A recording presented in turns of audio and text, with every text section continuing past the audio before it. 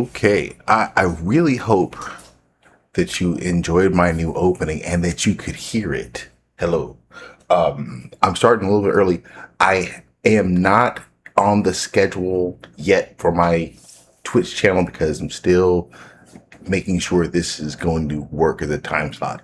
So as you can see, the first is the mission string of pure 5 decompression. We're gonna just pump on some music and play some Helldivers, and then I'll be back to talk to you in at the end of this extreme mission string. Doing my thing here. All right, so we're gonna.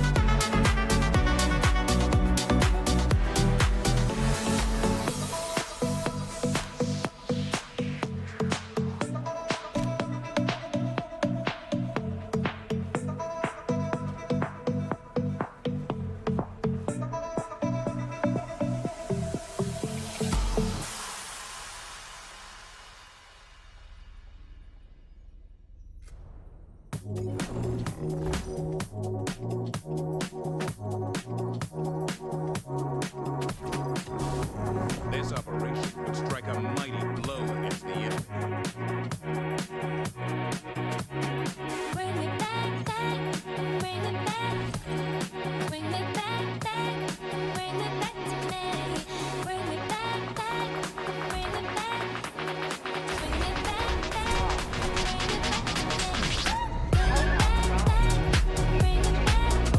back, bring it back, back, bring it back to me.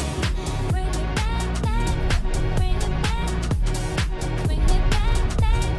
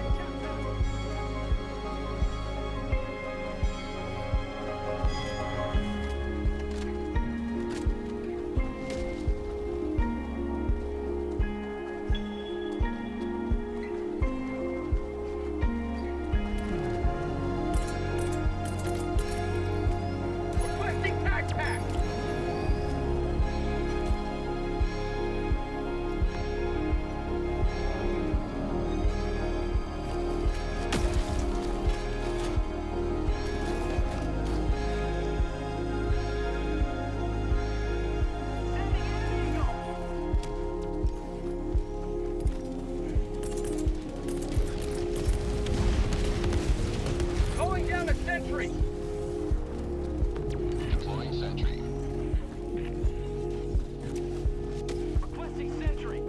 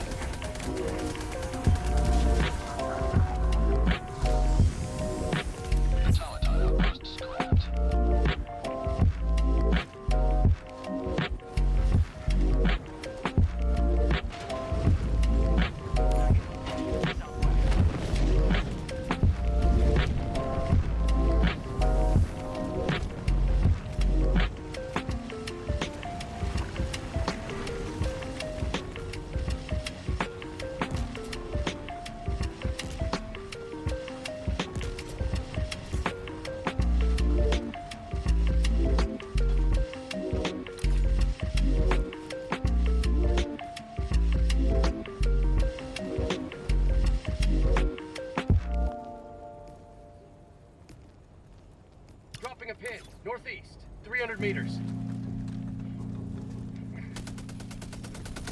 Affirmative.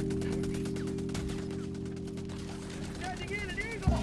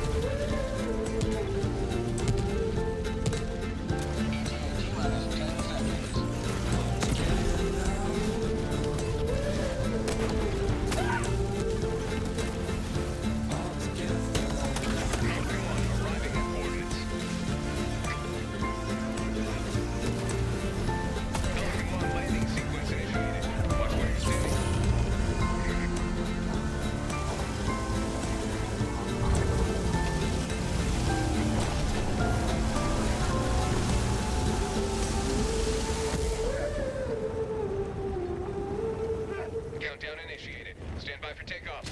Reinforcement budget deployed. Extraction complete. Pelican 1 beginning ascent.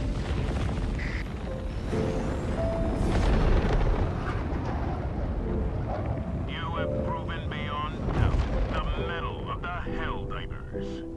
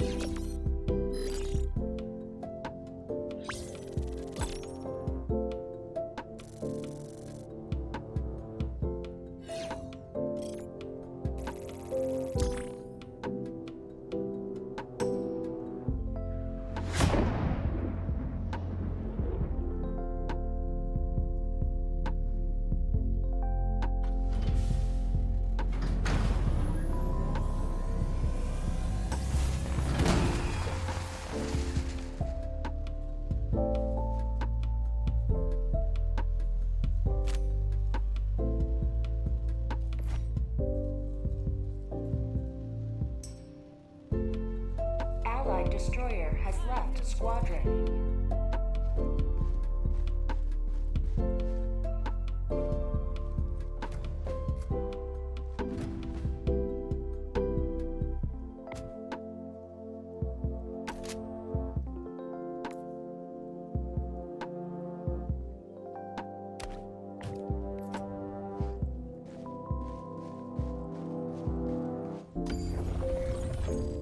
Mission coordinates locked. Hellpods prime. Engaging orbital thrusters.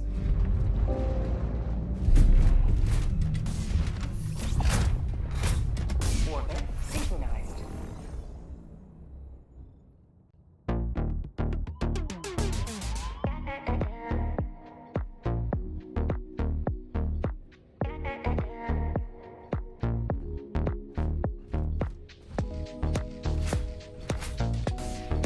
Not here.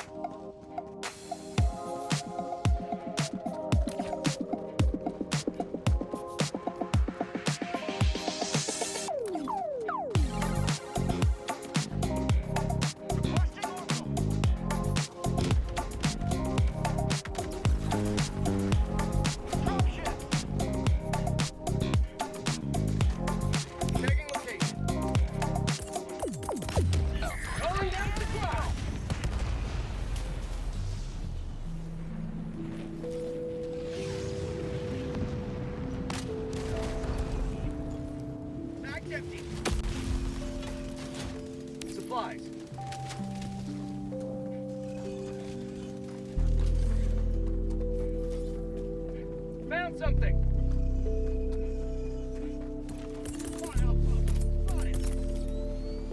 Requesting sentry.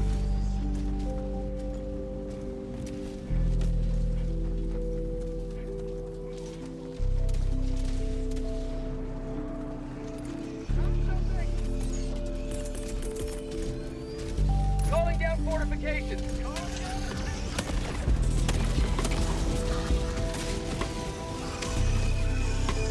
Outpost cleared.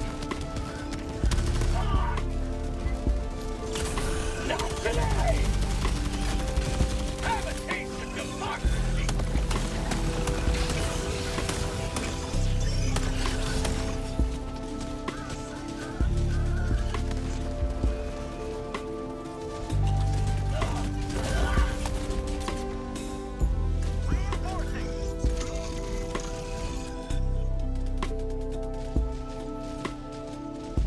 Request approved. Deploying reinforcements.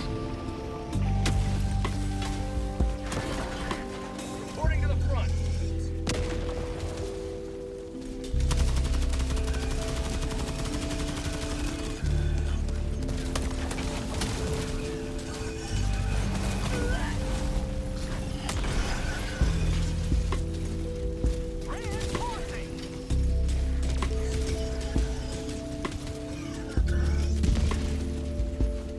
Request approved. Deploying reinforcements. Ready to liberate.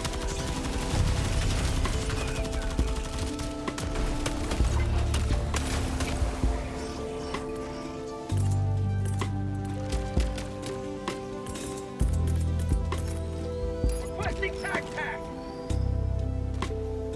New man.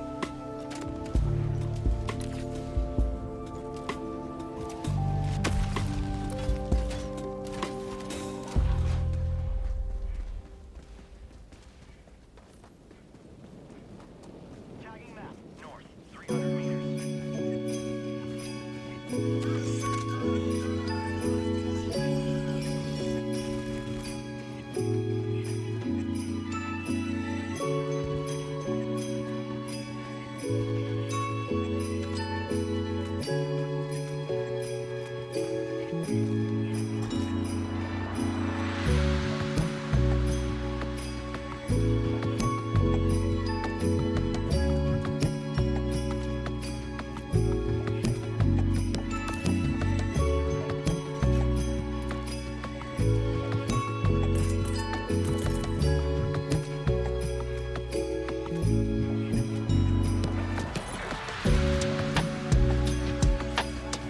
Deploying minefield.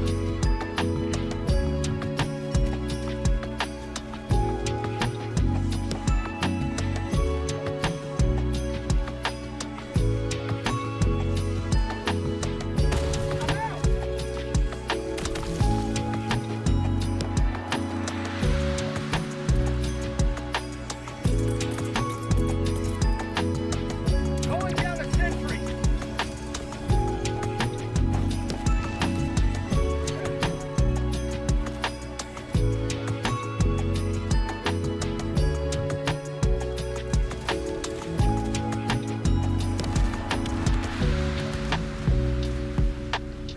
Found something.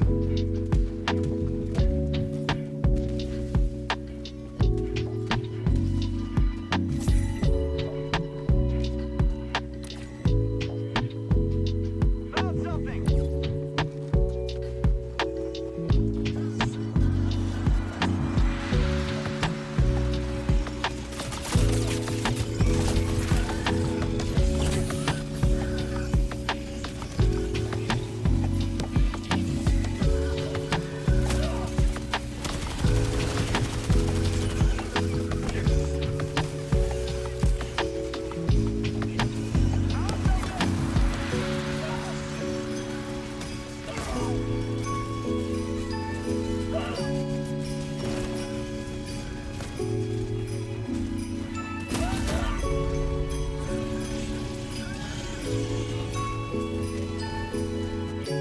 Requesting orbital.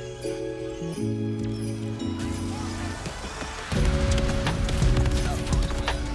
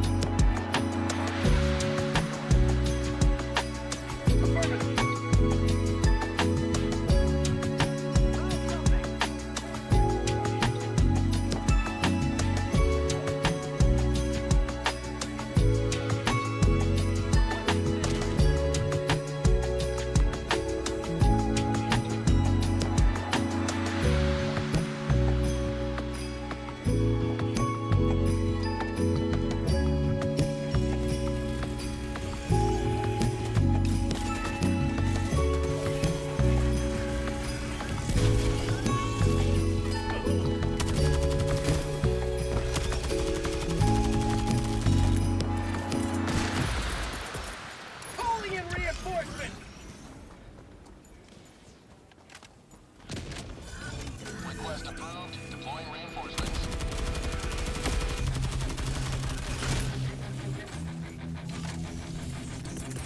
Tossing air support. Deploying sentry.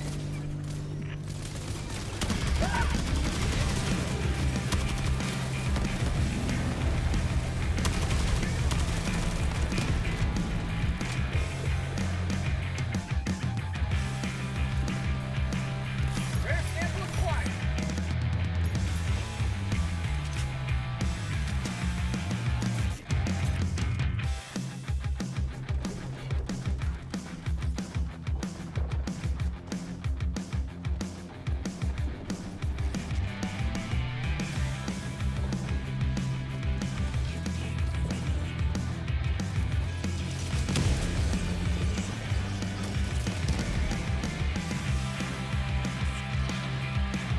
Requesting sentry.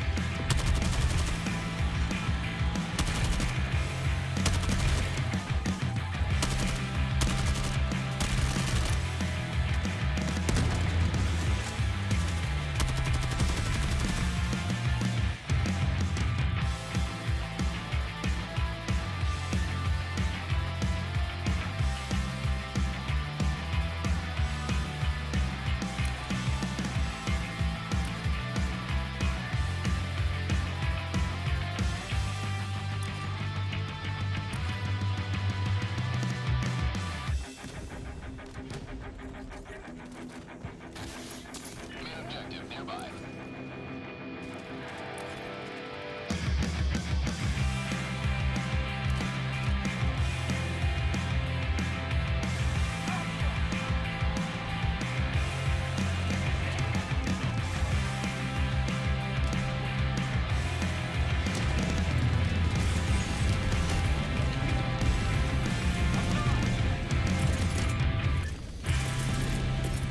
Calling in reinforcements.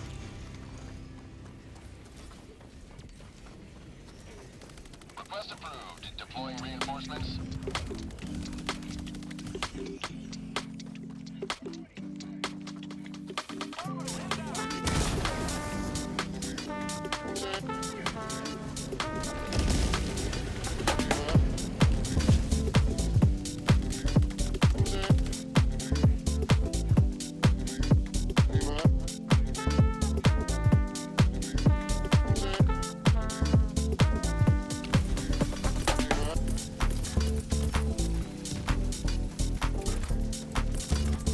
Engaging terminal. Calling down fortifications.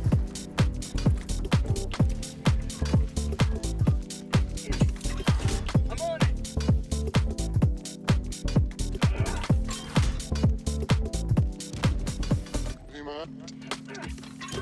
I'm on it.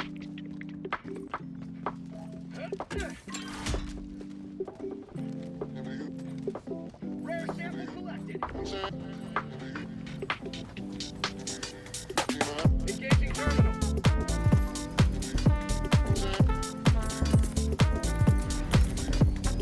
Calling down a sentry. Deploying sentry.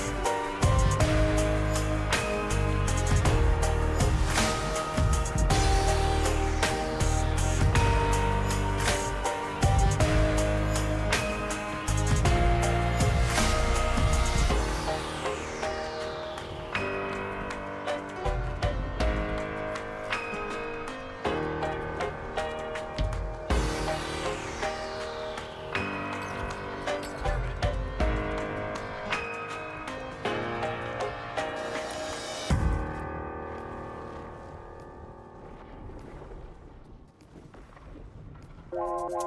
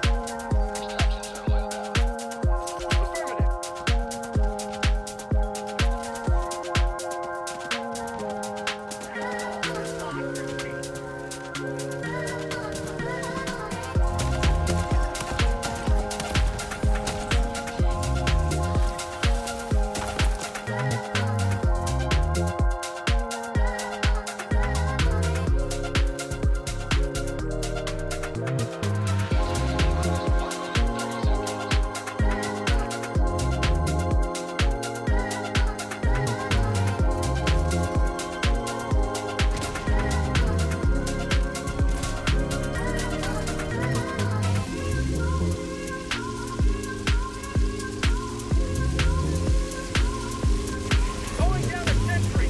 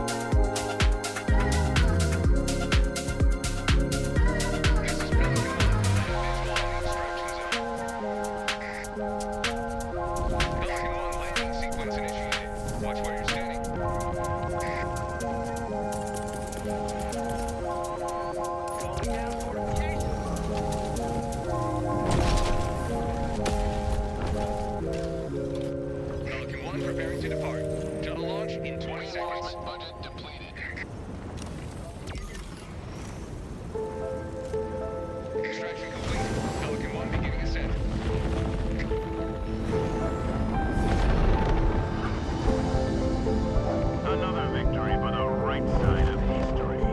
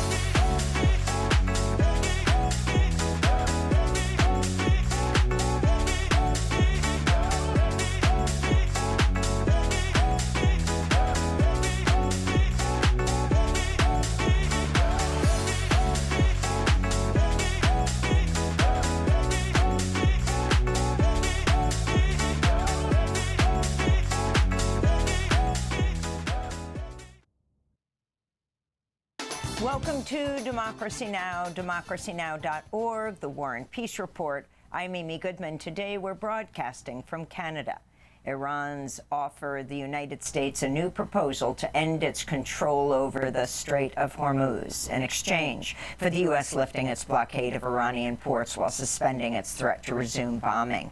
Axios reports President Trump's expected to hold a meeting today in the Situation Room with his top national security and foreign policy team to discuss the stalemate in the negotiations and potential next steps.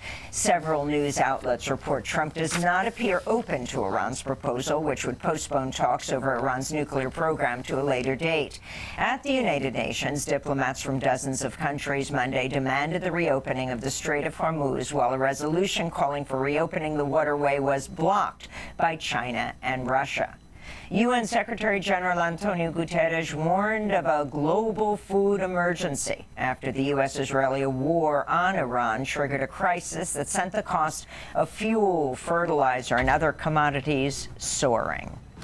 The economic shock has been immediate, and everyone is paying the price.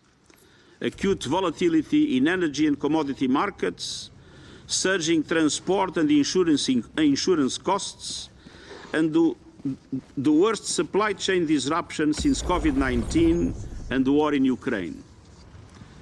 These pressures are cascading into empty fuel tanks, empty shelves, and empty plates. On Saturday, the Iranian Red Crescent Society says it submitted evidence to the International Criminal Court documenting U.S.-Israeli war crimes. The IRCS estimates more than 132,000 civilian structures were bombed across Iran, including hospitals, apartment buildings, universities, research facilities, and bridges. Meanwhile, Iran's retaliation for U.S. and Israeli attacks caused billions of dollars of damage to U.S. military bases and other assets across the Persian Gulf region, with the damage inflicted far worse than the Trump administration's publicly admitted. That's according to a report by NBC News, which reports Iran struck runways, high-end radar systems, dozens of aircraft, warehouses, command headquarters, aircraft hangars, and satellite communications infrastructure at a cost of up to $5 billion to repair. On Monday, German Chancellor Friedrich Merz said he had become disillusioned with the U.S. and Israel over the war in Iran and said the Trump administration is being outwitted and humiliated. Die Amerikaner haben offensichtlich keine Strategie. The Americans clearly have no strategy, and the problem with conflicts like this is always that you don't just have to go in, you also have to get out again. We saw that all too painfully in Afghanistan for 20 years. We saw it in Iraq. Im Irak gesehen. Da wird eine ganze Nation. An entire nation is being humiliated by the Iranian state leadership. Israel's militaries launched attacks across southern Lebanon after it issued new warnings to residents to evacuate more than a dozen villages and towns and travel northwards immediately or face death. It's the latest violation of Israel's ceasefire agreement with Lebanon, which was officially extended last Thursday. On Monday, Hezbollah chief Naim Qassem issued a statement condemning the Lebanese government's direct talks with Israel, citing Israel's occupation of Lebanon's southern territories and its persistent attacks. In response, Israel's defense minister, Israel Katz, threatened to burn Hezbollah and all of Lebanon, unquote. Palestinian municipal elections were held in Gaza's Deir el-Balah Saturday, marking the first elections of any kind in the besieged strip since 2006. Meanwhile, in the West Bank, loyalists of the Palestinian Authority's President Mahmoud Abbas won most races, running unchallenged in many seats. Candidates in Gaza for the Palestinian Authority secured 6 of 15 contested seats. Hamas boycotted the West Bank race and did not formally nominate candidates in Gaza.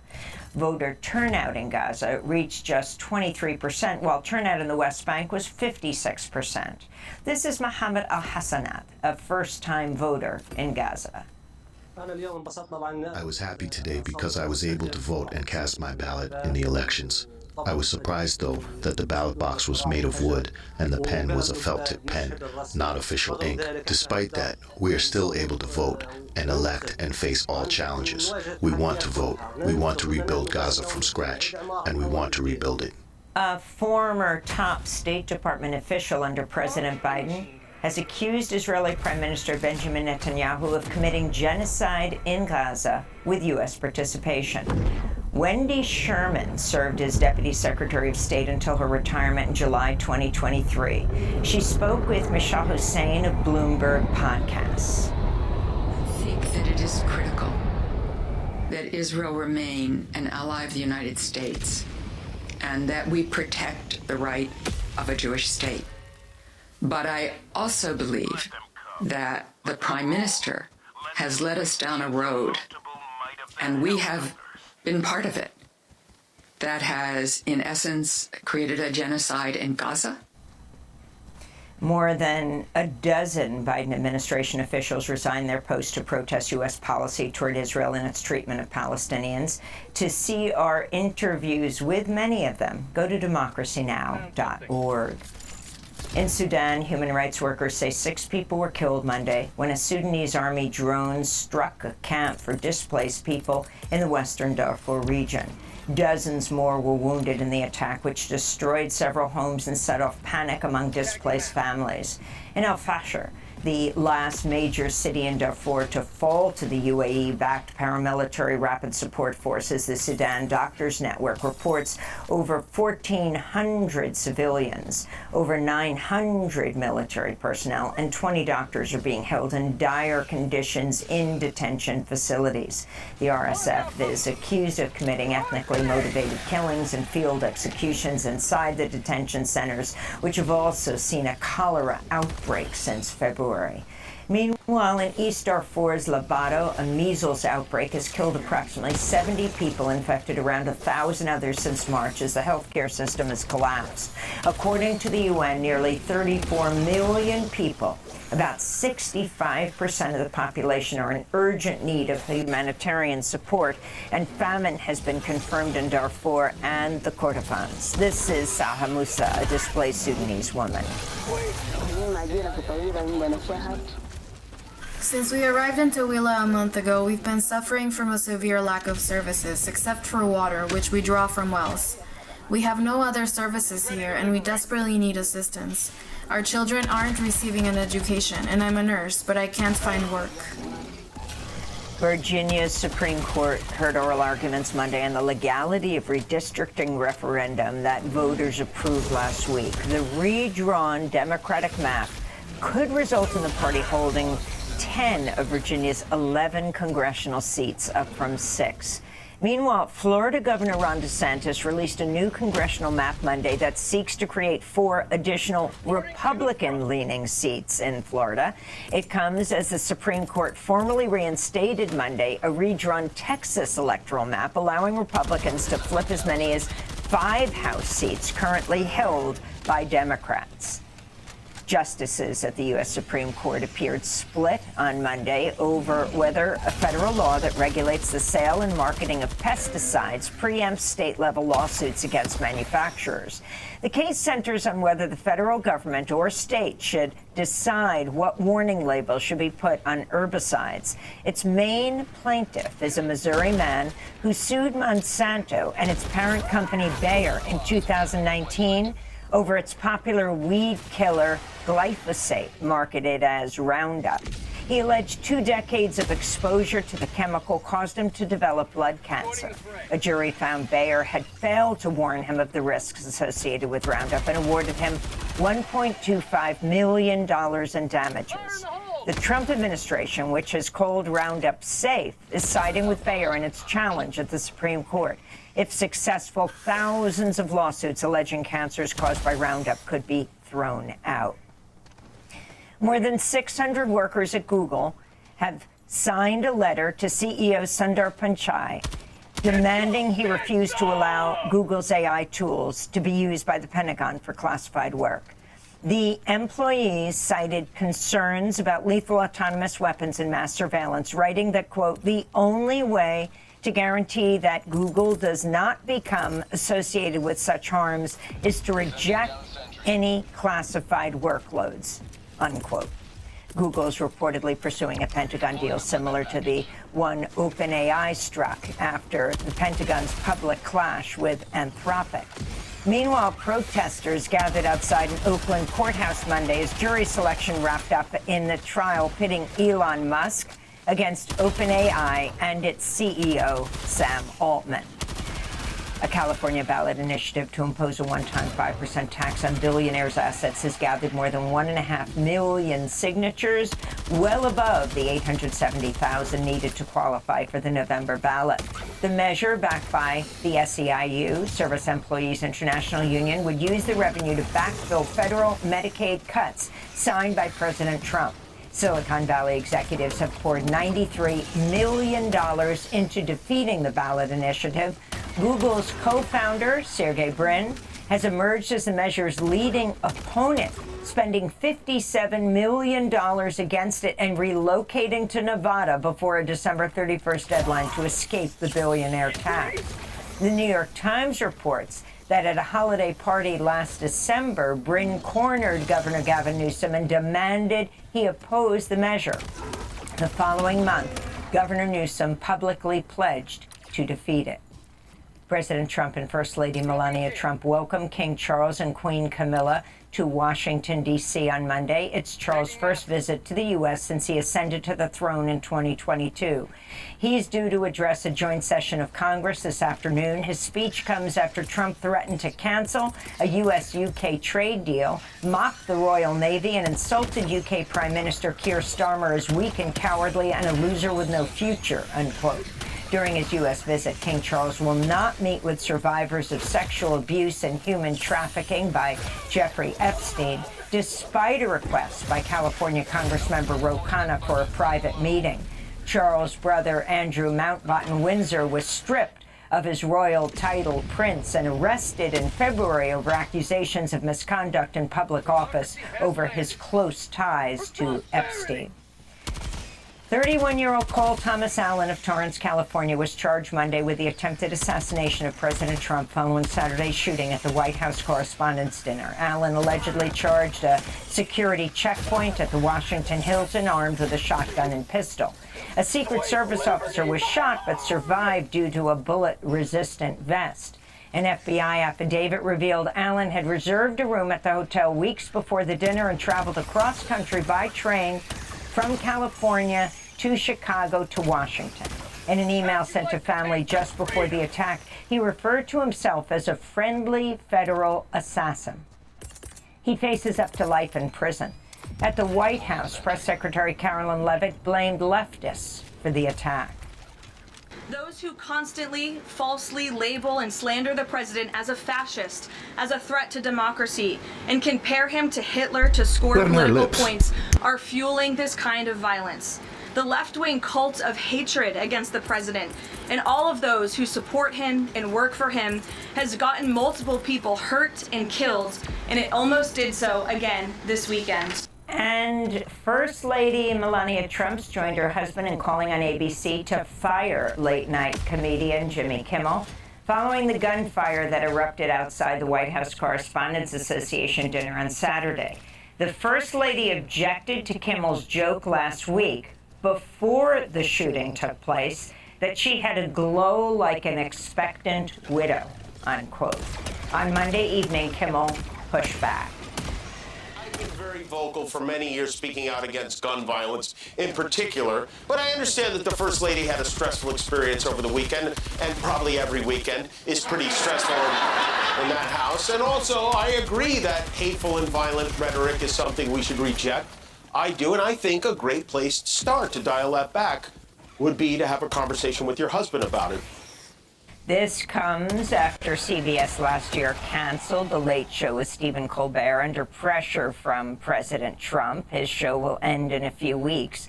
And after ABC temporarily suspended Kimmel's show last September over his comments about the assassination of the conservative activist Charlie Kirk. And those are some of the headlines. This is Democracy Now!, democracynow.org, The War and Peace Report. I'm Amy Goodman in Toronto, Canada, with Juan Gonzalez in Chicago. Hi, Juan. Hi, Amy, and welcome to all of our listeners and viewers across the country and around the world. Thanks for watching Democracy Now! On YouTube. Subscribe to the channel and turn on notifications to make sure you never miss a video. And for more of our audience-supported journalism, go to democracynow.org, where you can download our news app, sign up for our newsletter, subscribe to the daily podcast, and so much more.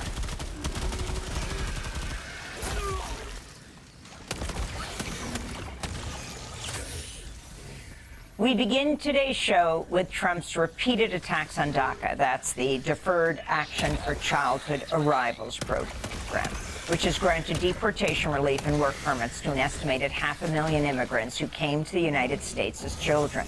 The targeting of people with DACA has intensified under Trump's second term, with nearly 300 DACA recipients detained last year. Of that group, at least 174 have been deported, many after living nearly all their lives in the United States. Maria de Jesus Estrada Juarez is among them. She came to the U.S. at the age of 15 and had been living here in the United States for over 20 years when the Trump administration detained her in February despite having DACA. She was taken during her green card appointment and deported to Mexico within 24 hours. A judge later deemed her deportation illegal and ordered her return to the United States in March. Juarez spoke to PBS News from her home in California earlier this month. We show up to the appointment at USCIS in Sacramento. We walk into the office. We have my interview. At the end of my interview, the interview agent told me that he needed to speak to his supervisor. And as soon as that I know, they knocked on the door and I got arrested, and I was told that I was being detained and I was going to get deported back to Mexico. I know that the Deferred Action DACA, it protects people that they brought into the country when they were children for deportation. That's what the DACA program was created for. DACA was enacted by the Obama administration in 2012 and has been at the center of ongoing contentious litigation, with advocates worried about the program's future. Well, a new decision by the Board of Immigration Appeals, that's BIA, may make it easier for the Trump administration to continue deporting DACA recipients. The new precedent decision by a 3-judge panel outlined that DACA no longer guarantees protection from deportation for hundreds of thousands of people in the program. The BIA operates within the Department of Justice. The decision came in the case of Catalina Xochitl Santiago, a DACA recipient and longtime immigration rights advocate who was released from an ICE jail last October after about 2 months in detention. For more, we go to Capitol Hill, where we're joined by Congressmember Delia Ramirez. She is a Democrat from Illinois, fighting to bring legislation to the floor to protect DACA. Her husband is a former DACA recipient himself. Congressmember Ramirez is the daughter of Guatemalan immigrants. Welcome back to Democracy Now!, Congressmember Ramirez. If you can talk about the significance of the BIA decision and overall the Trump administration deporting over 100 DACA recipients. Look, this decision by the Board of Immigration Appeals is a very concerning decision because, as you just mentioned, deferred action for children arrivals, the purpose of that was to protect these children from being deported. And the idea that now 500,000 or so DACA recipients who've had deferred action are now at the realm or concerned that if they get in fact stopped or if they go in to a check-in or some sort of procedure with immigration that they too can now be deported should be concerning all of us. These are folks that have been here, Amy, you know this, since they were 2 or since they were 14, like my husband. They don't know any other world, any other country than the United States of America. And all of a sudden, that deferred action, that protection that was afforded through this program no longer applies because of this panel of 3 judges who are ruling under whatever Donald Trump wants them to do. And Representative, the Washington Post is reporting that, quote, more than 140 new deportation judges have been appointed following the DOJ's firing of 100 immigration judges since Trump took office. Your view of how Trump is trying to completely remake the immigration judicial system? Look, he's weaponizing the court system. He is firing judges for doing their job, for practicing what they have taken on in their oath as a judge, following procedure, and then he's replacing them, one would call to question, with judges who are more concerned with being loyal to the president so they can keep their job than actually following the law that they swore to upkeep. That's really concerning. Look, I've done a number of court visits to monitor what's happening in the courtrooms, and oftentimes what you're seeing is judges who are just rushing through cases, especially these merit cases, so that they can speed up these deportations of people seeking refuge in this country. It calls to question, what does our Department of Justice system truly look like when there is no justice? Because now you're hiring judges who are loyal to the president and not loyal to the law. At the same time, though, there was a federal appeals court ruling in Washington, D.C. That President Trump's claims that there's an invasion of the United States as a reason for shutting down asylum requests at the U.S.-Mexico border, that court has ruled that that's unlawful. I'm wondering your response, given the fact that Trump issued that proclamation on his first day back in office. Yeah, no, look, first, I want to tell you, judges and the courts are in a really difficult position right now. I mean, you're talking about immigration judges who have been serving for 15, 20, 25 years now being called to question because they are following the law, they're following the procedure that's been put in place by this Congress, right, by the Constitution. And so when you hear the president use invasion or the Department of Homeland Security, this guys are protecting us from domestic terrorism, to be able to shoot people or justify the shooting of Alex Preddy or Renee Good or Silverio Villegas, you know that we have entered dangerous territory. At the same time, I have to make sure, Juan, that I say this clearly. This Congress also has a responsibility.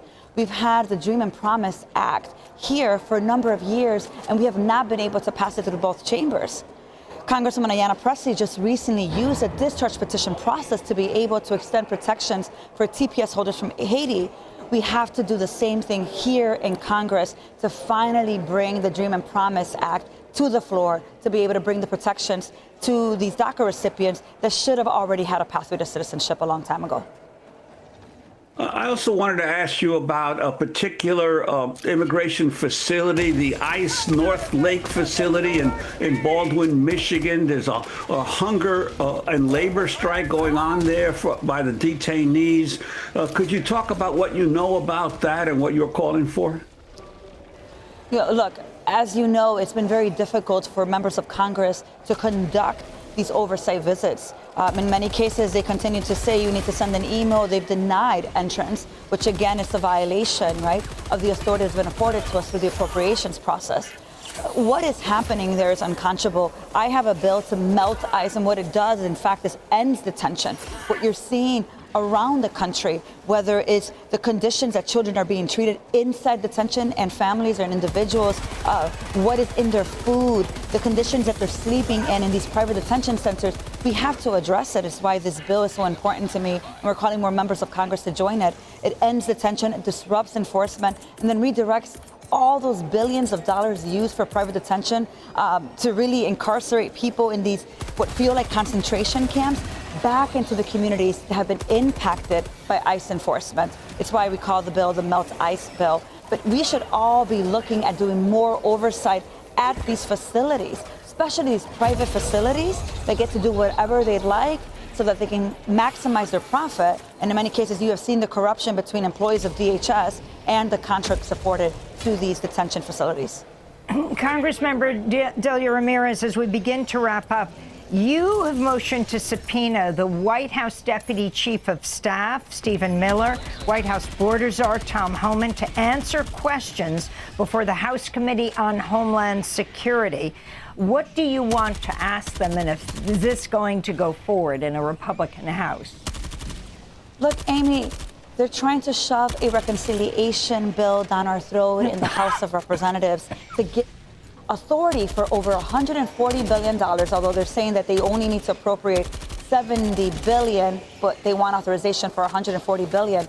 The idea that Tom Homan and Stephen Miller, the architects of these operations, have not come before the Committee of Jurisdiction is unconscionable.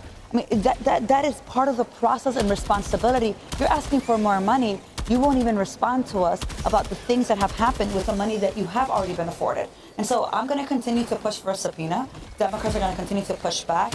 It is a responsibility, because how do you ask for more money without actually coming before the committees and responding on the questions of corruption, of shootings, of the fact that you have agents who have been weaponized around the country, harming people, children, people dying in detention, and the list goes on, which is why I'm going to continue to ask for that subpoena. And Garbarino should do his job as the chair of Homeland Security to demand that these members of the cabinet, Tom Homan, come before the committee. If they have nothing to hide, to come to respond to the committee.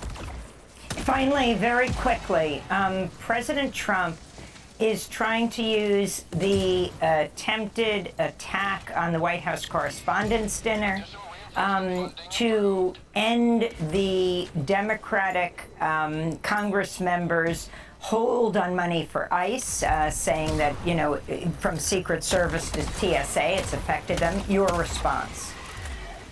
Look, let me be very clear. Secret Service is part of law enforcement, and they have never not been paid. While TSA agents have not been paid, administrative positions within DHS have not been paid, the Secret Service continues to get paid even during the shutdown. The president, as always, continues to try to spew misinformation in order to get away with what he wants, this ballroom or no oversight, or to continue to operate as if there are no other co-equal branches of government. But it's really important for me to note the Secret Service continues to get paid. Their funding has not been interrupted. Congressmember Delia Ramirez of Chicago fighting to bring a bill to the floor to protect DACA. Her husband was a DACA recipient himself. Thanks for watching Democracy Now! On YouTube. Subscribe to the channel and turn on notifications to make sure you never miss a video. And for more of our audience-supported journalism, go to democracynow.org, where you can download our news app, sign up for our newsletter, subscribe to the daily podcast, and so much more.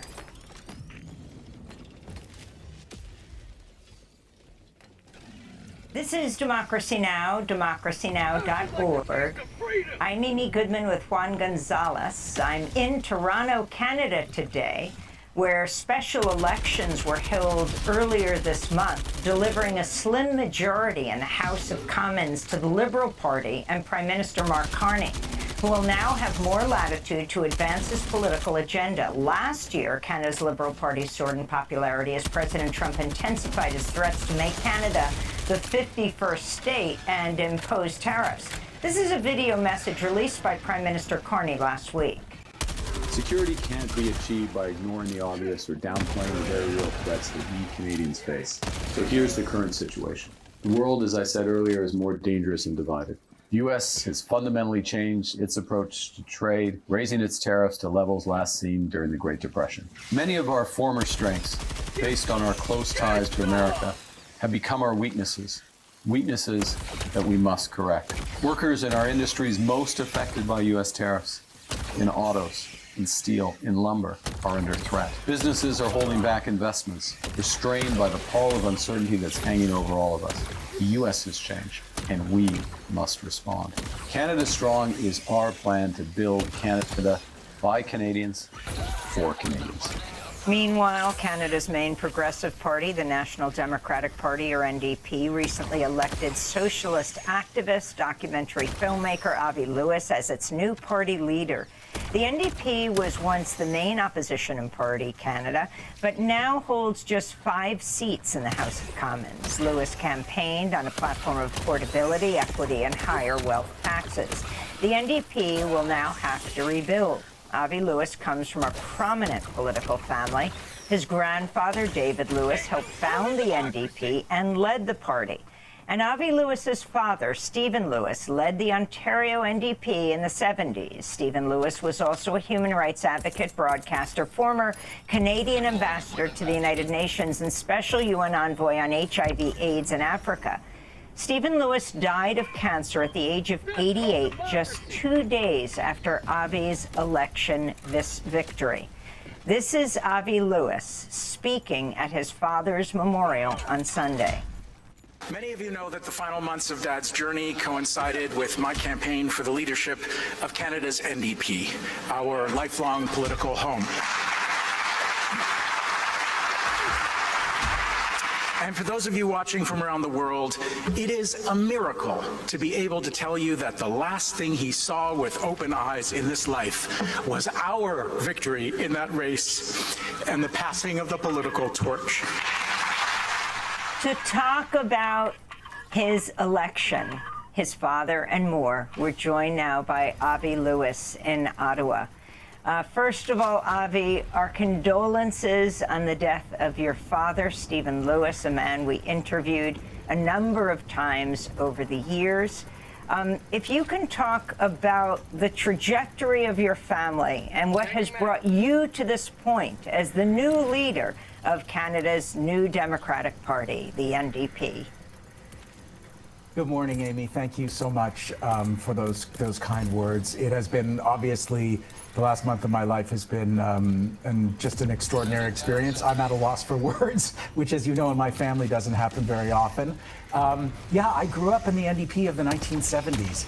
And in a way, the sort of last moment in the post-war boom of public ownership and build out in Canada of our social safety net, our universal healthcare system, which the NDP was the founding force in bringing it from Tommy Douglas in Saskatchewan to a national level.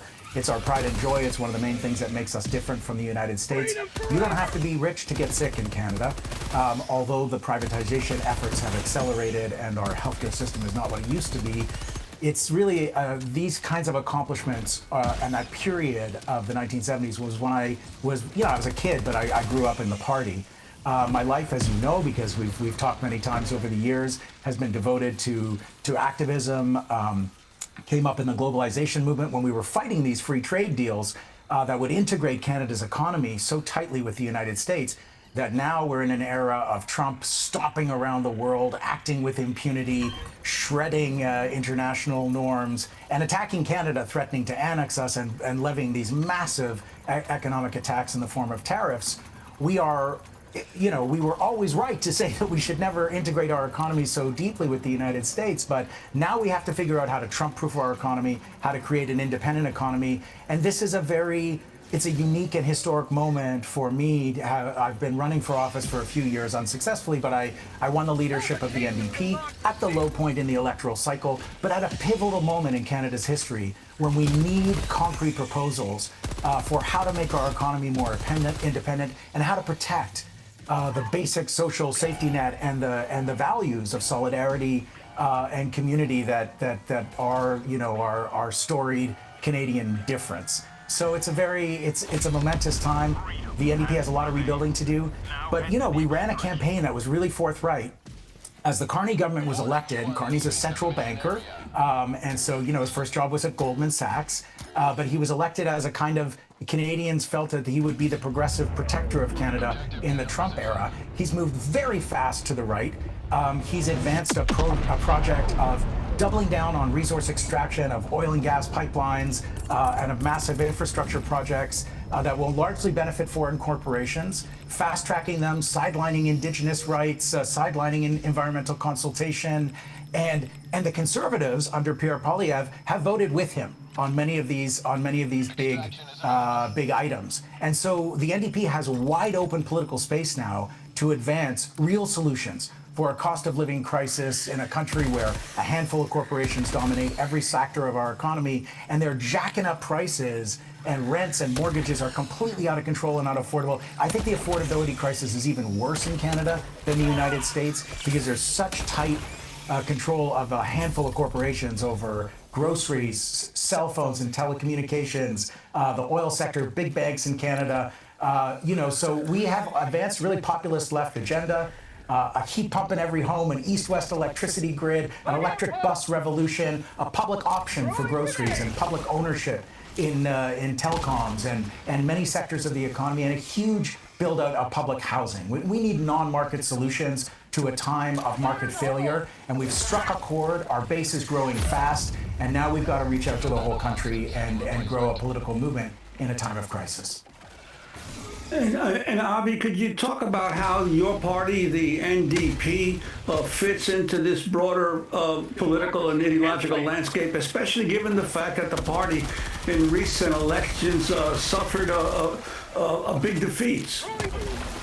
Yeah, we had a high point about 15 years ago when Jack Layton was our leader, and we broke through, especially in Quebec, and became the official opposition for the first time. And over the last 15 years, we've been going down and down in the NDP. We have failed to connect with working class voters in Canada who have been, like in the United States and around the world, have been, there's a lot of successful rage harvesting on the political right, punching down and blaming immigrants and trans folks for society's problems, which have obviously been created by the incredible extraction of wealth by the 0.01% who now dominate our economy as working class life gets impossible.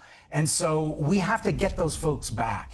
And we're at the low point of the electoral cycle, as I said, but the space for us to move is enormous. And I think young people in particular are really responding to a vision where life just doesn't have to be so grindingly unfair. And we, in a rich country, a country awash in wealth, but we need a party that's going to say, we need wealth taxes. We need to go and get all that wealth, or at least a significant chunk of it that is stuck at the top of society, and actually put it behind things that will improve the daily life of Canadians. Public transit that actually works. Public housing that is beautiful and affordable and not governed by speculation. And we got to take on the tech bros who dominate our economy like they dominate the global economy. So we came out right away when I was first leader and came to Ottawa for the first time with a call for the government to ban surveillance pricing, which is happening now in states across the country. We've got a human first AI policy where we're calling for a moratorium on data centers, much as Bernie Sanders is doing in the States. And I think there is a common surge in democratic socialist politics, which is really speaking to people's everyday emergencies of just trying to get by in an economy that is completely impossible and rigged in favor of the rich. And I'm very optimistic about our chances in Canada. Right now, I don't have proof points, in the polls. We've got 5 seats in the House of Commons, but I can feel something shifting in politics. It is underneath the mainstream radar. The corporate media wants to declare us on life support in a death spiral. Every day is another story about how the NDP is toast. And yet, in the leadership campaign, we signed up tens of thousands of new members in every single part of this country. We set fundraising records for the NDP in the leadership race, and we won on the first ballot in a ranked ballot system with the largest margin and the largest absolute votes of any NDP leadership campaign in history, including Jack Layton when he was first elected leader. So there's something going on up here in Canada. Don't romanticize it as Americans too often do, but we are building like Zoran Mamdani is building, like Bernie and others are building, and we're very optimistic. Avi Lewis, I want to turn to the Canadian Prime Minister Mark Carney speaking in Davos at the World Economic Forum in January. We knew the story of the international rules-based order was partially false, that the strongest would exempt themselves when convenient, that trade rules were enforced asymmetrically. And we knew that international law applied with varying rigor depending on the identity of the accused or the victim. This fiction was useful, and American hegemony in particular helped provide public goods, open sea lanes, a stable financial system, collective security, and support for frameworks for resolving disputes. So we placed the sign in the window. We participated in the rituals, and we largely avoided calling out the gaps between rhetoric and reality. This bargain no longer works. The former banker, the Canadian Prime Minister, sounds like he could be you, Avi Lewis. What does he actually mean? I mean, this is a speech that caught the world's attention, and what are you countering it with at the NDP? Oh, well, you know, that Davos speech, I think, rightly got a lot of attention. It was nice to hear a grown-up in the room. He's an urbane, intelligent guy, Mark Carney. But there's been a stark gap between those words and the reality. Canada's Liberal government has utterly failed to condemn the genocide in Gaza. The NDP has been really clear on the moral rupture, the tearing at the fabric of humanity that represents the human experience for all of us and a huge majority of Canadians watching a live stream genocide. The Liberals have claimed they have an arms embargo on Israel, and yet there's vast loopholes where we sell arms to the United States and their arms washed and delivered to Israel. When Israel and the United States started the reprehensible, illegal attack on Iran that has destabilized the entire world, Mark Carney, in the first hours, praised that attack and played up the Iran nuclear threat, which we know there's not a shred of evidence for.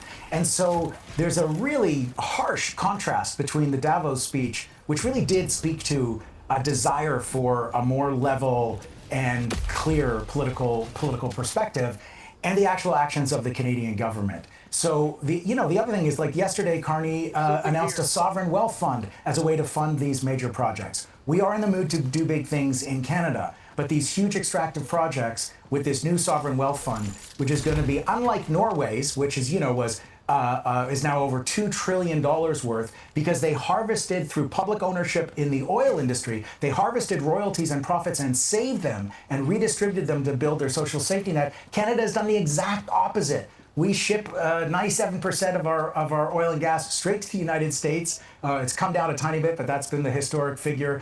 And foreign corporations, our oil industry is still 60% U.S. owned. And a lot of these extractive projects, the profits are going to go straight to U.S. and other foreign corporations, but that's what we're doubling down on under Carney. This sovereign wealth fund is a great example of the Liberal doublespeak. He references Norway. It's a completely different model. It's another public-private partnership where they're going to put $25 billion of public money into a fund that's supposed to attract massive amounts of private capital, but what they're really doing is de-risking these big projects like a new oil and gas pipeline, which has no private sector proponent in Canada. They're going to do it anyway to achieve political peace with Alberta, which has never actually been achieved, despite the fact that we already bought them a $40 billion pipeline at public expense. They're going to do it all over again. They're going to put public money behind it, and this is the direction. We're saying we need a new direction for the Canadian economy. We have been connecting climate action with addressing the cost of living emergency. So we've been advancing a whole bunch of concrete solutions, like a heat pump in every home, a whole new industry, manufacturing jobs, using Canadian steel that we can't sell to the United States because of Trump's tariffs, in order to slash people's household bills for heating in Canada, which are significant, and slash emissions at the same time. An electric bus revolution to reconnect this vast country, to save our auto industry, which is so entwined with the U.S. and Mexico under NAFTA and now CUSMA, that we're really in an existential spiral with the auto industry in Canada. We need public ownership to put people back to work, to reconnect our country, to build an independent economy. And more than anything, we should be investing in the economy of care, where most of the biggest sector by employment in Canada, healthcare, education, long-term care, childcare, these dominated by women, this industry underpaid and undervalued, is the actual social fabric, the ties that bind us together in communities. You get way more economic benefit when you invest in care, and we need to pay women workers more and actually support what holds Canadian society together. We've got a very strong alternative offer that speaks to Canadians, and we still have a lot of work to do to kind of surface the contradictions in the Carney story. He is a smart guy, and he's very popular right now, but we think that these programs are going to fail because they're doubling down on the same old thing that got us in this mess in the first place. Avi Lewis, we want to thank you so much for being with us, the newly elected leader of Canada's New Democratic Party, speaking to us from Ottawa. Thanks for watching Democracy Now! On YouTube. Subscribe to the channel and turn on notifications to make sure you never miss a video. And for more of our audience-supported journalism, go to democracynow.org, where you can download our news app, sign up for our newsletter, subscribe to the daily podcast, and so much more.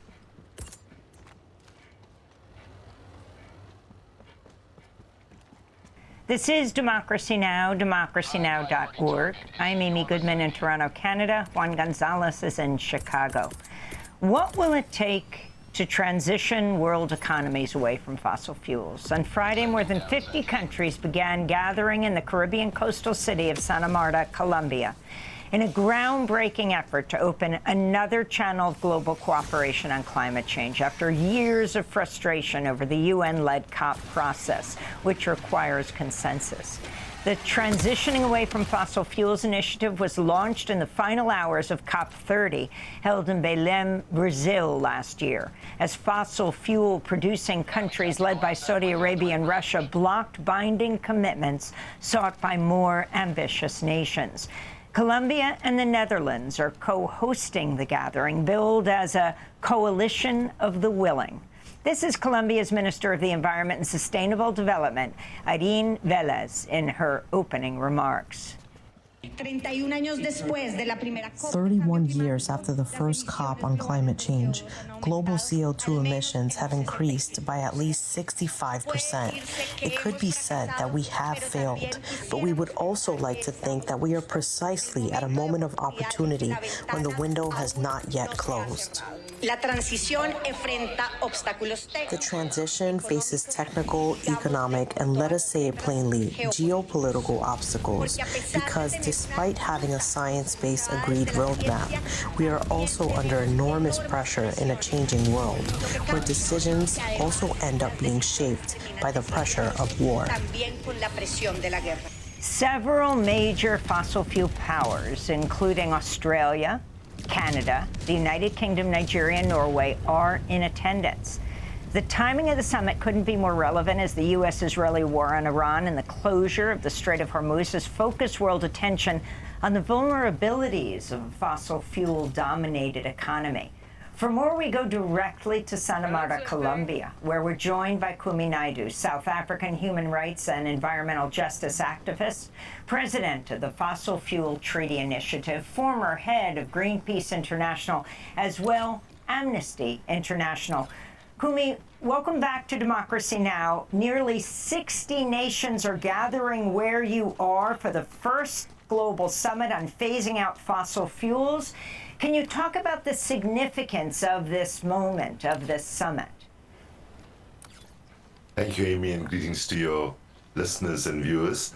To put it very simply, so that we all can understand, imagine one day you rush off to work in a hurry, you get home, you open the door, and you see water coming out of the bathroom. As you pass the kitchen, you pick up the mop, you go to the bathroom, you open the door, and you see, oh, in rushing to work, you left the stopper on, and the water's, filled up and was now flowing into the passageway. What do you do first? Do you start mopping the floor first, or you turn off the tap?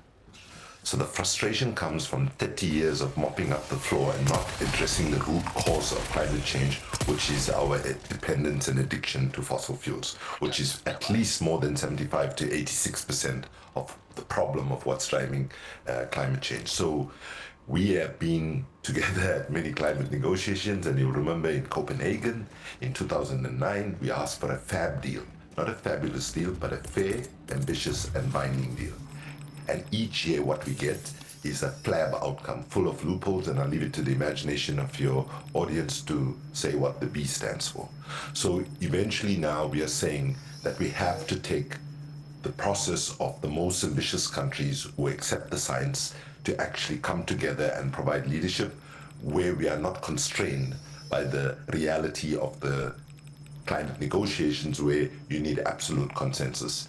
So that's where the conference comes in. It's inspired by other moments in history where progress outside formal UN processes. Just to take an example, the landmine treaty, for example, was negotiated completely outside of the UN system and then brought into the UN system, and then with the overwhelming number of countries actually supporting it. So this gathering in Santa Marta is about breaking the deadlock, creating a space where ambition is not held hostage and where real pathways to phase out fossil fuels can be discussed openly and honestly. Now, Kumi, in the gathering at Santa Marta, there are still major nations that skipped the summit, including China, India, and Russia. Can you talk about the significance of countries like this not attending, even though many would argue that China has made tremendous strides in moving toward renewable energy, more than many people expected? So we expect dominant nations to join once this momentum gets going. Like, so, for example, we would not really find it helpful to have the United States at the negotiation at this conference right now, because the United States government, acting against the interests of its own citizens, as they have done for decades now, will come there and block any progress because they are so beholden to the fossil fuel industry oligarchs, and they serve those interests rather than serve the interests of the American people or people in the world at large. So we are seeing now leadership coming from the most ambitious countries, and those that don't contest the science, those that are not saying drill baby drill, and so on. So bottom line is, there was Field of Dreams by Kevin Costner. You remember the movie where the tagline was, if you build it, they will come. So we are building a undeniable science-based vehicle to move us forward. And we would rather the dominant nations like the US, like Saudi Arabia, like Russia and so on, don't actually come now and contaminate the conversations and bring down ambition as they have done repeatedly year in, year out at the climate negotiations. Naidu, Hormuz is a checkpoint, really a choke point for a fifth of the world's oil. Now, war zone. How do you convince nations like India that building more renewables is safer and more reasonable than digging up more of their own coal, and countries like the US? Well, I think President Trump is actually an accidental advocate here for phasing out of fossil fuels. It's not a secret. We've known it for decades, right? That fossil fuels is the biggest conflict driver and the biggest driver of war. On a lighter note, you might remember that the horrific violation of international law when the Iraq invasion happened was called Operation Iraqi Freedom. Evidently, it was called Operation Iraqi Liberation, which spelled oil, and then they changed it to Operation Iraqi Freedom. So basically, most people know that these wars are driven by fossil fuel interests. And I think this terrible invasion of Iran that has happened in this attack basically has sent a message to many people, including in India and elsewhere, that fossil fuels is not a safe way to be able to secure your energy needs. And I think that overall what we are seeing, conversations happening on the ground, the advocacy of social movements to push the governments, is actually getting some currency because of the exposure of our dependency. Imagine if one strait can shut down fertilizer, can shut down, drive up costs of fuel and so on. Is this the system we want to live on with this level of vulnerability? I believe most ordinary people in the world want to break away from this system, and that's why we are optimistic that more people will be with us now to phase out on the fastest possible timeline, in the fairest possible way, from fossil fuels, and we are seeing that shift happening in public opinions, accelerated by the anxieties over the shutting down of the Strait of Hormuz. And Kumi, we just have about a minute, but the conference is scheduled to last until April 29th. What single concrete outcome would make you declare this summit a real success? So one, that there is no question after this we will get the focus on fossil fuels in a fundamental way. So it needs to have a basis of a fossil fuel phase-out plan that even the COP process will not be able to ignore. But we already have an in-principle agreement, which is that in the first quarter of next year, irrespective of what happens in Turkey, we'll have the second fossil fuel phase-out conference. And if this year lays the basis, which we hope it will, to actual negotiations starting by the most ambitious countries. That would be not obviously immediately, but in the course of next year will be the best possible outcome from this conference. Kumi Naidoo, thanks so much for being with us. South African human rights and environmental justice activist, president of the Fossil Fuel Treaty Initiative, speaking to us from Santa Marta, Colombia. And that does it for the show. I'm in Toronto for the Hot Docs Film Festival, where the new documentary about Democracy Now!, Steal the Story, Please, is being featured in the festival's Big Ideas program. I'll be joining one of the film's directors, Tia Lesson, for a conversation with the award-winning Canadian journalist and filmmaker Michelle Shepherd tonight in Chicago, in Toronto. Juan will be in Chicago tomorrow. Thanks for watching Democracy Now! On YouTube. Subscribe to the channel and turn on notifications to make sure you never miss a video. And for more of our audience-supported journalism, go to democracynow.org, where you can download our news app, sign up for our newsletter, subscribe to the daily podcast, and so much more.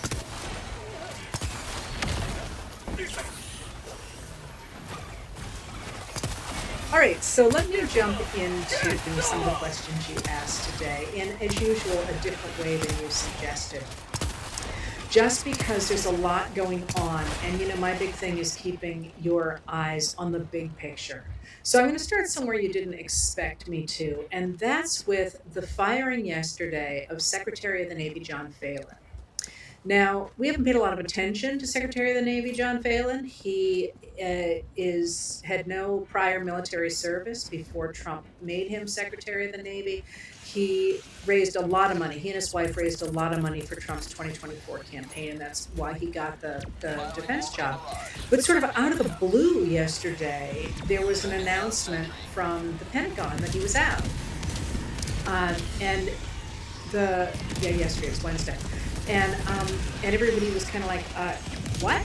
And the story behind why he's out, I think, is in many ways more significant than that he is out. That is, there isn't apparently a scandal or anything. What appears to have happened, and I'm getting this information from the Wall Street Journal and from CNN and from social media, what appears to have happened is that Trump and Pete Hegseth were talking about those battleships that Trump wants to see that have his name on them, and expressed frustration, or this is what came out in the papers, that Phelan seemed to be moving too slowly, or more slowly than he wanted him to. He's a businessman, so one assumes he knows something about how one goes about large projects. But that's me editorializing. That was not in the articles, and I know virtually nothing about Phelan except where he shows up in the news. And so Trump just apparently said to Hegseth, you take care of it. And Hegseth then said to Phelan he was out. And Phelan was like, I talked to Trump yesterday and there was no sign of this. There's nothing going on. So he didn't actually believe it had happened. And he insisted on speaking to Trump directly. And that's when the Pentagon spokesperson put out a statement saying, thank you for his service, he's gone. And Phelan went to Trump and said, am I fired? And Trump then had to tell him in person, yes, indeed, you're out. Which, if you think about Trump, he never likes to do his own dirty work. This is, he's famous for hiding behind lawyers, hiding behind somebody else. And in this case, Phelan went to him and said, really? And the reason that I'm focusing on that, it was so much else going on, is because I was actually reading Trump's social media feed yesterday. And one of the things that jumped out in the middle of the day was all of a sudden, 3 times, he posted stories about how wildly successful his Apprentice TV show had been.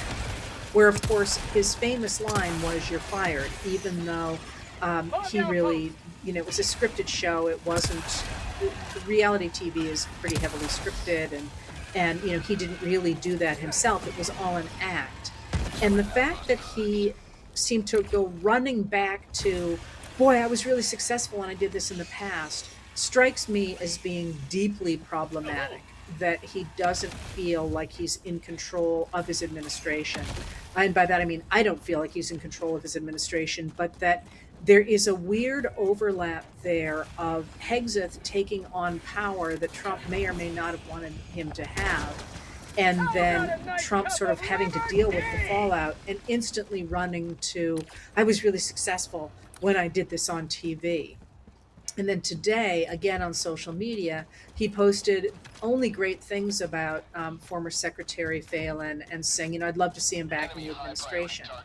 So there's this really weird what's going on in the White House moment with the firing of the defense secretary, who appears simply to have been on Pete Hegseth's radar screen for somebody he didn't like. And we know Hegseth is working really hard to consolidate power within his own hands in the military. So I'm going to start there because I think it's important. It's an important window into Trump losing control of his administration, just from what it looks like on the outside.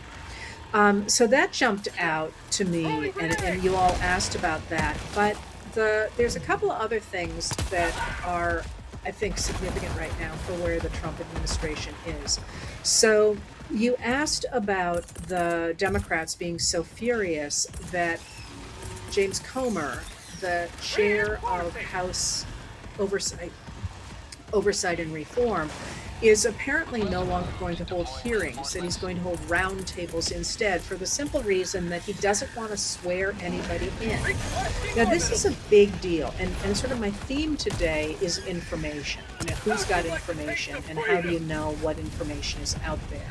And one of the things I've harped on now for years is that the Republicans are really good at acting as if they are giving out information, but they're lying. And they're not doing it under oath. So after the 2020 election, for example, Rudy Giuliani kept holding what he called hearings, and he set them up to look as if it was a courtroom. But in fact, nobody was sworn in. Anybody could say anything they wanted to. And what Comer is up against in oversight and reform, it is the Epstein files. And the Republicans on oversight and reform are siding with the Democrats to say we want to see members of the Department of Justice here under oath talking about their release of the Epstein files. Because remember, Congress passed the Epstein Files Transparency Act on November 19th of 2025. And that law, it's not a suggestion, that law says that the Department of Justice has to release all of the Epstein files. All of the Epstein files, no later than December 19th, with very limited redactions. And by the Epstein files, remember, there's a lot of different sort of buckets of information from the arrest and investigation of sex offender Jeffrey Epstein. But what we're talking about when we talk about the Epstein files is what the FBI pulled together in its investigation. So some of the stuff that's been coming out actually is not from that. It's the things like the birthday card that came from Epstein's estate, which is another bucket. But the Epstein files are the FBI files, and to date, the Department of Justice has released less than half of them. And they're simply saying, well, the rest are duplicates, we're not going to release them. Which, again, the fact they're trying to hide this, and now they're saying they're duplicates, but they're duplicates, release them, right? But we just won't read them twice. They're pretty clearly covering something up. And both the Democrats and a number of the Republicans on the House Oversight Committee are saying, hand those babies over, because a lot of MAGA Republicans care a lot about that as well. And so what they did is they subpoenaed then Attorney General Pam Bondi to come testify under oath on April 14th. And Trump fired her before that could happen. So she didn't show up for her deposition saying, I'm not the Attorney General any longer, and therefore I don't have to, which the Democrats are proceeding to hold her in contempt of court, not criminal contempt, which would go to the Department of Justice and get dismissed, but civil contempt, which would go to a different judge who might hold her in contempt. But until then, obviously the person to go to now is the acting Attorney General, Todd Blanche, who was Trump's personal attorney and the one who talked to Ghislaine Maxwell, Jeffrey Epstein's associate, and gave her that real sweetheart deal where she's now in a prison camp, which is not the kind of wartime prison camp that we think of. This is, instead of being incarcerated in a security prison, it's a place where, you know, there's gardens and you can be outside, and it's sort of a much more lower security prison than a sex offender should have been in. So the question now is, if in fact the members of the House Oversight and Reform Committee keep insisting that they want to hear from these people, Comer is simply going to say, well, sure, well, they'll come in and talk to you, but they're not going to be under oath. So what good does that do anybody? And this is something to watch for a lot going forward. Always. Who's under oath and who is not? And whom do you trust and why? You know, what is their angle? What are they trying to do? Always think about that when somebody is out making a statement. And one of the things you really, really have to pay attention to is the number of times that the Republicans will say one thing to the cameras, but then when they're under oath in a court of law, the story changes a lot. And that's what you saw after the 2020 election, for example. That's what you saw in House Oversight and Reform when Comer tried to go after Joe Biden and his son Hunter Biden, and kept saying, oh, we know all this stuff, we have all this information, and so on and so forth. But then when the witnesses were sworn in, they couldn't produce anything. So watch who's getting sworn in and why. And this attempt of Comer to get rid of witnesses swearing in before Congress is completely unacceptable. I mean, basically that's saying that the American people have no right to know the truth. And that's, of course, at the end of the day, what all of this is about, is who gets to know what, and what does that say about our government. All right, so there's another big thing about the administration right now, in addition to the fact that Trump seems not to be in control of the administration, and that they're still very, very worried about what might come out about the Epstein files, and that's, of course, Iran. So I've talked again and again about how Trump did not intend for Iran to become this boondoggle that he's, if that's the right word, I'm not sure it is, this complete mess that he's in, and that the rest of the world is now in, thanks to his attack on Iran. And Iran's ability simply to survive has made it, given it real credibility against the United States of America. Remember, it was significantly weakened in the last several years, and now, of course, Trump has made it appear much more powerful and has given it very real power by its recognition that it can simply strangle the world's economy by shutting the Strait of Hormuz, which is what's happened. And Trump has tried everything to try and reopen that strait, and first by bombing and insisting that he had won, and then by trying to get our allies to help him open the strait, and then again simply declaring that the strait was open, and then threatening that he was going to destroy Iran altogether. And he's tried basically everything he can, and the Iranians still keep saying, last we checked, we're still in control of this strait. So what you saw today, and what you're starting to see today in the news, and this is Thursday, of course, so tomorrow I fully expect we're going to get some wonderful news from Trump saying, everything's solved and it was going to be great, because he's going to be trying to game the markets again before over the weekend, which he's done every single weekend so far. But what you're seeing is the recognition now in the White House and among Republicans that even if the strait magically opened tomorrow and we went back to February 27th, or the conditions of February 27th, it's going to be at minimum months before the world economy is going to come back. And a lot of people are saying either years or it's never going to come back because of the dramatic destruction in the Middle East, but also the reworking of relationships there. So you're suddenly seeing Trump today again on social media, but he's actually given a number of talk to journalists today saying, don't rush me. I'm in no hurry. I've got all the time in the world. It's Iran that desperately needs to reopen the strait. And the truth of the matter is the entire world is suffering, including Iran. But the in many ways, Trump seems to be simply throwing up his hands and saying, I'm happy with things the way they are. I win. And the problem with that, of course, is that the rest of us have to live with that world where we've got dramatically increasing energy costs. And that, in a funny way, this is one of the great things about being a historian is, I don't like to predict what's going to happen. I like to talk about what I can say has happened.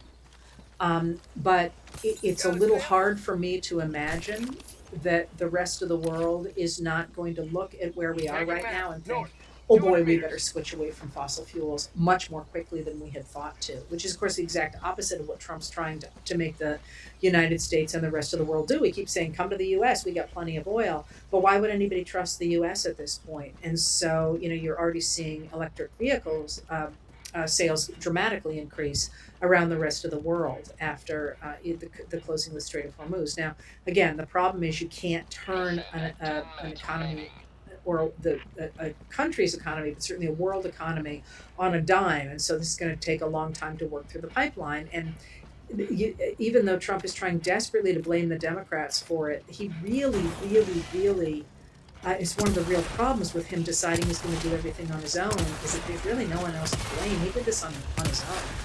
So it's going to be a hard sell to people for him, to say, oh yeah, we agree it's somebody else's fault, because he broke it, he owns this fault. And you can see the results of that with all of the polls that are coming out that are showing him dropping lower and lower and lower. On every topic, he's underwater, except he did blip up in a recent poll to 51% of people like what he's doing on the border. That has been underwater. It did blip up the other day. But, if you're looking to run and win as a Republican in 2026 and certainly in 2028, there's real concern on their part about that. And that, that, of course, comes back to